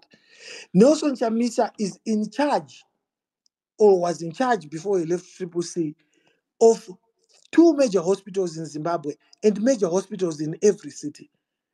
If Nelson Chamisa, I need to say this because I consider Nelson Chamisa, regardless of our differences, I still consider him as a brother. One of my arguments with him was always, but Mr. President, you've got over 1 million people. Why don't you retweet some of the campaigns, GoFund, if we set up a GoFund for an election, why don't you retweet it? So what's the point of having 1.2 million people following you when you are not retweeting the stuff that is meant for your political party? When your party's Twitter handle is fundraising, retweet. These people are following you for a reason. Use that, transform it into dollars. Those numbers, transform them into dollars. I've been able to raise money, not because other journalists don't want to raise money, but because I've taken advantage of the number of people that follow me. Right now, I've got 706,000 people following me. I can monetize that by saying, guys, there's a woman who needs a heart bypass. She doesn't have money. I transform that into dollars. And this was my argument to say you need to use your Twitter handle in a way that makes sure that your cause benefits. Don't just use this as, people follow me if people like me. Use it for purposes that benefit the struggle. And obviously, we had conversations. I'm telling you what I said because it's me who said it, but I can't tell you what he said because it was said in confidence. But what I'm saying is that let us understand that when someone is fighting in your corner and you have a difference on a particular issue, you need not to allow that difference to destroy everything that you have. Tshabangu. That is bullshit. To say because Nanesa and winning candidate selection, then that would destroy. Nelson might have had his problems, but you can't weaponize in favor of ZANU PF. You can't do that. Regardless of how much Nelson has messed up, you can't do that. You can't weaponize against ZANU PF. But when that is said and done, Nelson also needs to take stock of what he did and how it allowed these things to play out. And sometimes the opposition supporters need to step back and allow someone to reflect on their actions and not just defend for the sake of defending. Because you don't want a situation, ladies and gentlemen, where you are just going to elections is a choreographed process, where you go 2028, 2033. I want to tell you this, Angojet. Kune vanhu vakatanga kuenda ku-election. Anditi, when they were 20 years old, they voted. In 2000, they are 44 years old. Vasarwa nechi? Ni 20 years kuti vapinde muretirement. Havana imba. Vana vakapasa vatadza kuendesa kuuniversity. Havana anything. So we don't want another generation of people who are 20 today to be in the same situation 20 years from now. We don't want that. We must learn from our mistakes. ZANU PF is devil, we know that, but let us also take stock of the mistakes that we've made. Every election, there are mistakes that are made. If you don't acknowledge that, then you'll never win anything. Right. Thank you very much, for that. Tafi, can we have your lineup? We've got so many people. Hopewell, we've got so many people. So want to try and get as many people, as possible. So if you can be brief in, your responses, so that we accommodate, many people as possible. Tafi, go ahead. Yes. So, guys, just if you can, just straight questions to Hopewell. If you can, let's not have so much submissions, so to speak. Let's have questions direct. So we go to Mark Wilton, then we go to Cactus, then we go to Zimbabwe Youth Forum. In that order, please. All right. Thank you very much for this wonderful discussion. Sorry, Mark Wilton. Can you come close to the mic or something? All right. Am I No, you're not clear, bro. Okay. All right, go ahead. Go ahead. Okay. Just go ahead with the question. All right. Thank you very much for this conversation. I know I'm blocked by Robo because I like a certain tweet, and I think he did consider it better, and I apologize for that. But my question would be around Nelson's strategy. That in light that Nelson considered the strategic ambiguity as a strategy, and are there more things around the strategic ambiguity that we can say this is okay? Because from strategic ambiguity, my own understanding is that when we say there are no structures, I think there are certain structures that are looked at or expected to be. That when we looked at what Nelson had, they had strict point persons, they had village point persons, and all this stuff. That's a form of structures there. So I want to ask Hopewell that when you juxtapose the strategic ambiguity and what any other party would have been expected to do, are there no good things that we can take off or that we can take from this strategic ambiguity and improve, or we have to totally abolish everything and start afresh? Thank you. All right. Thanks, Mark Wilton. Oppo, if you did not hear that, I'll try and interpret to you. So we go to Cactus, then Zimbabwe with Fora.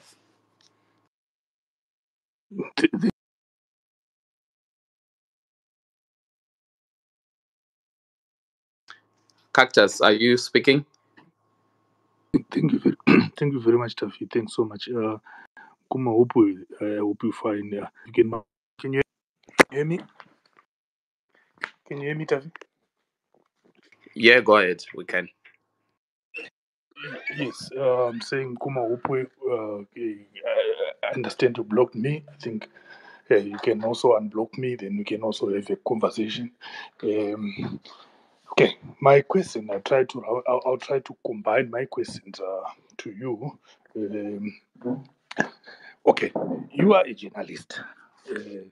So when you are a journalist, I understand your approach is a little bit aligned to a certain party that makes people sometimes feel very uncomfortable about it, to say possibly you're coming in as an activist in a certain way, but you just don't want to say it in the open and stuff like that. So how do you really navigate the idea of you practicing real journalism, but at the same time, people might end up seeing you as an activist in a way that favors a certain political player in a country. And at the end of the day, people always also get a little bit frustrated, especially when certain things happen. Like I will give you an example of the CC to say when things are going on well, it's a hunky-dory, everyone is happy with you and stuff like that.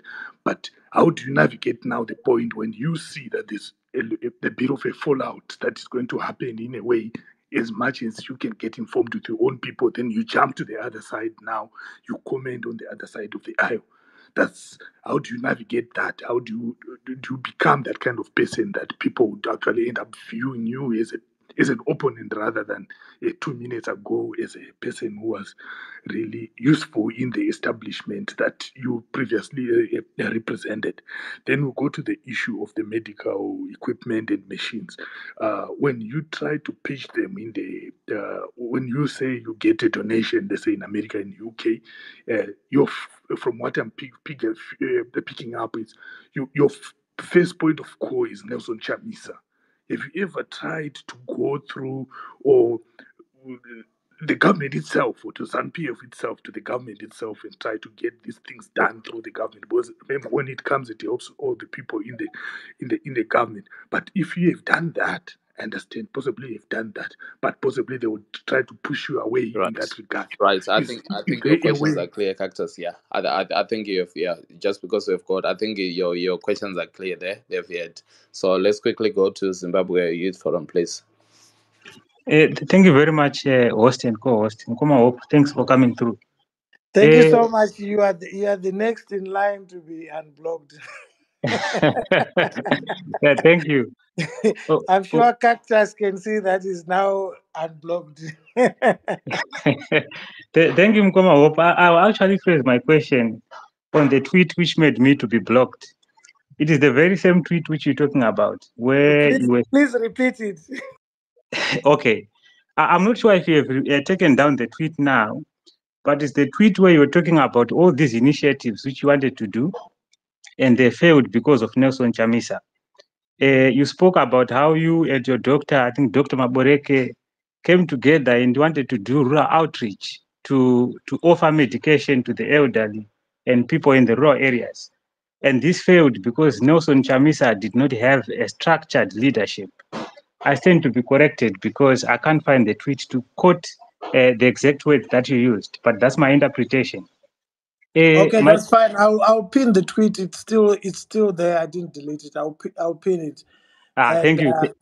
yeah, and Gerard, I see that Dara is here. I'm happy for you to make him co-host and take questions from him as well. Thank you, Mkoma Hope, for this opportunity, for opening the floor for hard journalists like Daram Shanga. Well, my question, Mkoma Hope, is we know the amount of toxicity in our politics, how certain areas are blocked for the opposition, and this is common knowledge. Is it therefore not unfair when we say that we failed to reach and provide solutions, medical solutions, to the people in the rural areas because of Nelson Chamisa? Does that not therefore turn the narrative or sort of turn people against Chamisa unfairly so? When we knew in any way that Chamisa himself is being restricted to access these spaces. Now, ZANU-PF has monopolized most of our areas, especially when it comes to aid. And I say this, Mkoma Hope, on the basis where you mentioned you have done so much for communities, and thank you for that. And you did so without the help of Nelson Chamisa.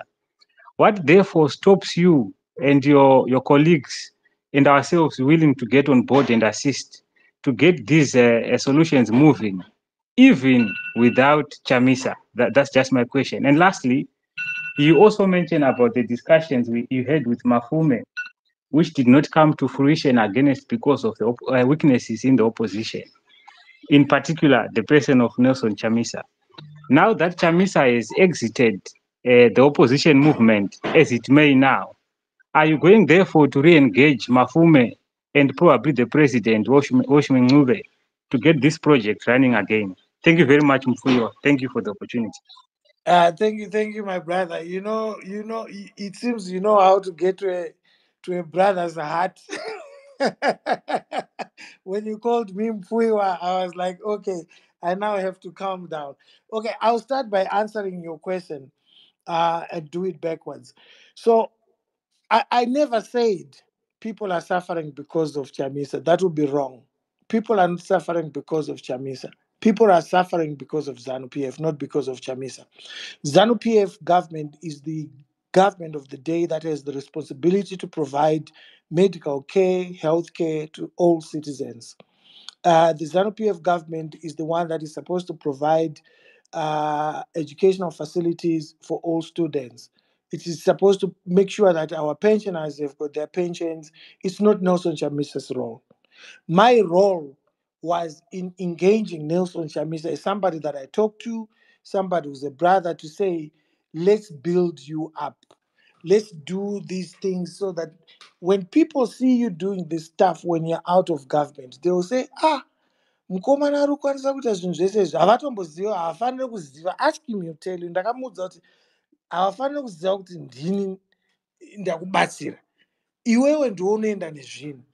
Then these people will say, mukomana kana achikwanisa kuita so asiri mupower, ko kana azomupower, it will be nice kana apinda mupower.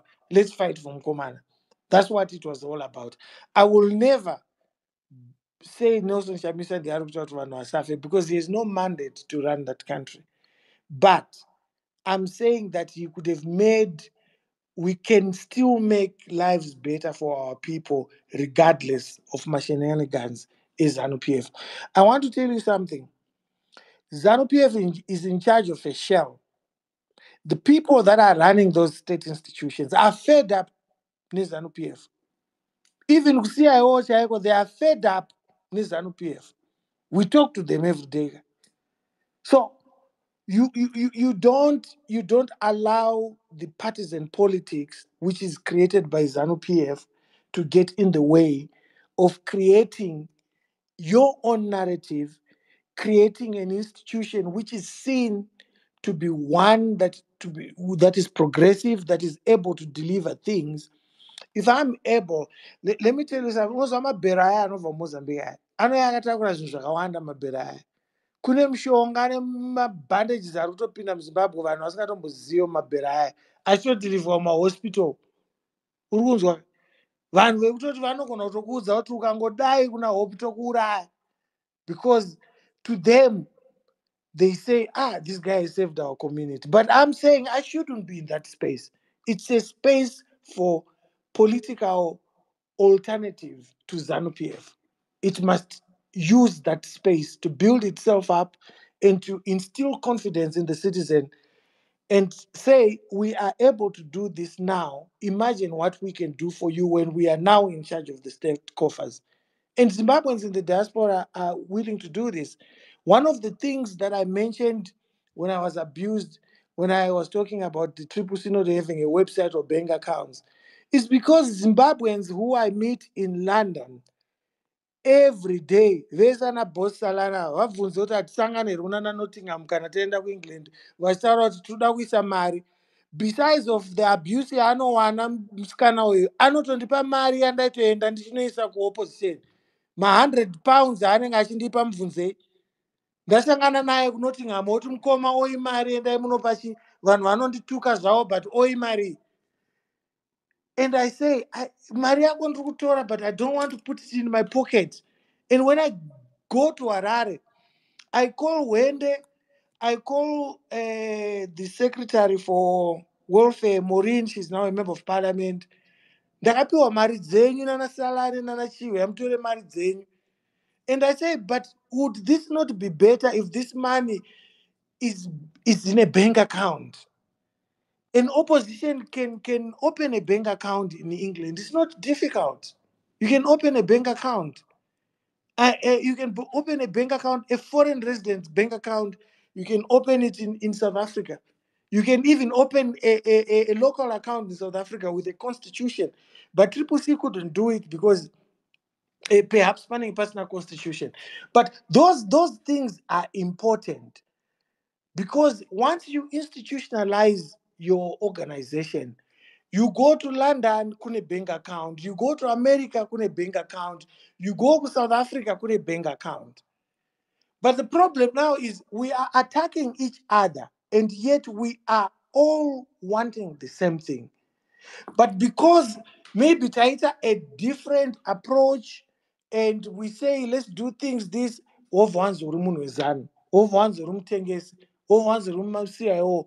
Kuna vamwe vafana vaitosungwa vachipinda mumajere vachita sei. Ndichitozwa kunzi usataure naye MCIO, agoita MCIO sei iye ari kutochwa nestate yacho. But it's easy to go out there and look for excuses and instead of looking for low-hanging fruits to say, let's do this, this is good for our country. And then there was the issue of partisanship. I've never hidden my support for the opposition. I've made it public. And I've never hidden my disdain for ZANU-PF. I've made it public. Because all the time, the problems that are facing our people are authored by ZANU-PF. And the reason why I publicly said I support these guys, I want them to win, is because I see them as the alternative. I get abuse from some of the leaders and from some of the supporters, but that is abuse worth taking because we have got a bigger cause. I can't be concerned about my ego today. Saka, I'm going to throw away everything and then walk away. No, I can't do that. So it's important for us to realize that there's nothing wrong in being in being in choosing a side and saying, I choose this side because of A, B, C, and D. If you remember, I went to Geneva, I spoke about cancer machines and women dying. I had to stay in Geneva an extra week or two because I was being threatened that you've said this, you've said that, you've tarnished the country, you've done. I think that's the time I had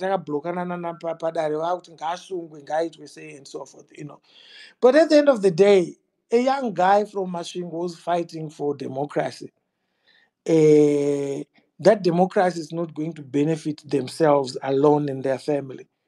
It's going to benefit everyone. When we say don't steal public funds, we are saying don't allow 2,500 women to die every year, because that's the number that's dying every year whilst giving birth. When we say that don't steal public funds, we are saying allow people in the rural areas to have access to basic medication like paracetamol. There are times when central hospitals like Parenyatwa go without paracetamol, and I've reported about it. There are times, do you know that Kariba is the biggest man-made lake in the world? But right now, Kariba does not have an X-ray machine that can cost only 10,000. And my argument is to say to my opposition brothers, those that come from Kariba, organize, buy the X-ray machine. The people will remember that X-ray machine, and when it comes to voting, those things matter. We can't rely on ZANU-PF's failures only to mobilize votes. Let's also rely on what we can deliver. Thank you. Right. So, I think the question from what was his name, Brother Wekos, was to say strategic ambiguity. Did you think there was nothing positive about it? Could you see? He basically said, could you see the reason behind it, and do you think there was anything positive about it? Then I think Cactus went on to say, could you also say, could you not have approached ZANU-PF instead of Chamisa to bring the machines? If you could just promptly answer those, then we go to the next. Well, I said in my opening remarks that I'm not here to attack anyone. I'm not here to demean anyone. Strategic ambiguity, we all know we are adults. We all know the yield of strategic ambiguity. I don't want to go into the gutter and start attacking people, so I'll leave it at that. And then the issue of going to ZANU PF, we have gone to ZANU PF before. Like I said, when I was doing projects with Save Our Hospitals, but we also realize that the opposition controls hospitals, and it's important for us to go to those hospitals and say, you know what do you need? Let's try and assist these guys, because these are actually our friends. It's much easier to deal with bureaucracy from your friends because it's manageable, as opposed to bureaucracy from the other side. When I go today to a government minister and saying I want to do this, I'm looked at as a Western puppet. I'm looked at as somebody who's a spy. Why is he trying to do this and all that? But when it's a hospital that is run by comrades, that's why I'm really hurt by the fight going on between Jacob and Nelson, Chamisa, and everyone involved. Because these are brothers, and these are brothers who have known each other for a very long time. And I request the people that are on this Twitter space, the 1,468 people on this space, I ask you to make this week a week of healing and reconciliation. Don't inflame the situation. Allow brothers and sisters to talk to each other. There is nothing to be gained by making Salani not talk to Makomborero. Nothing at all. Because you just create a toxic world for the two of them, and they won't be able to engage with each other. There's nothing to be gained by inflaming the situation between Rumbi and Angojet Kanwanetan. A maturity requires us to say the things that we made mistakes of in the past, let's learn from them. The future is for us to conquer it. Let's not allow the past to determine the future. It can only determine the future by remembering what we shouldn't do as we go into the future. So I would like these people to talk to each other.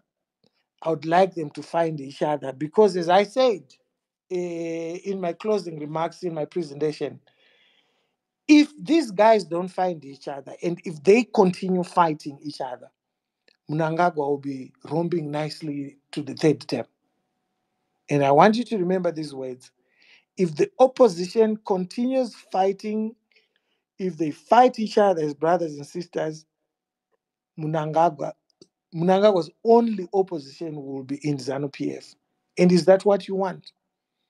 Is that what you want, to have a 5 minute of fame insulting each other and then you have a long term of suffering? Is that what you want? Is that what you want, to come here on Twitter and sound very smart and very populist and say something whilst you're insulting someone and then you spend the next 5 years suffering, looking for water, looking for medication? Today I went to see my cousin brother in hospital in Johannesburg. And we were talking about this thing. He was a managing director of a very big company, which is global. And I said to him, Mkoma, your generation really let us down.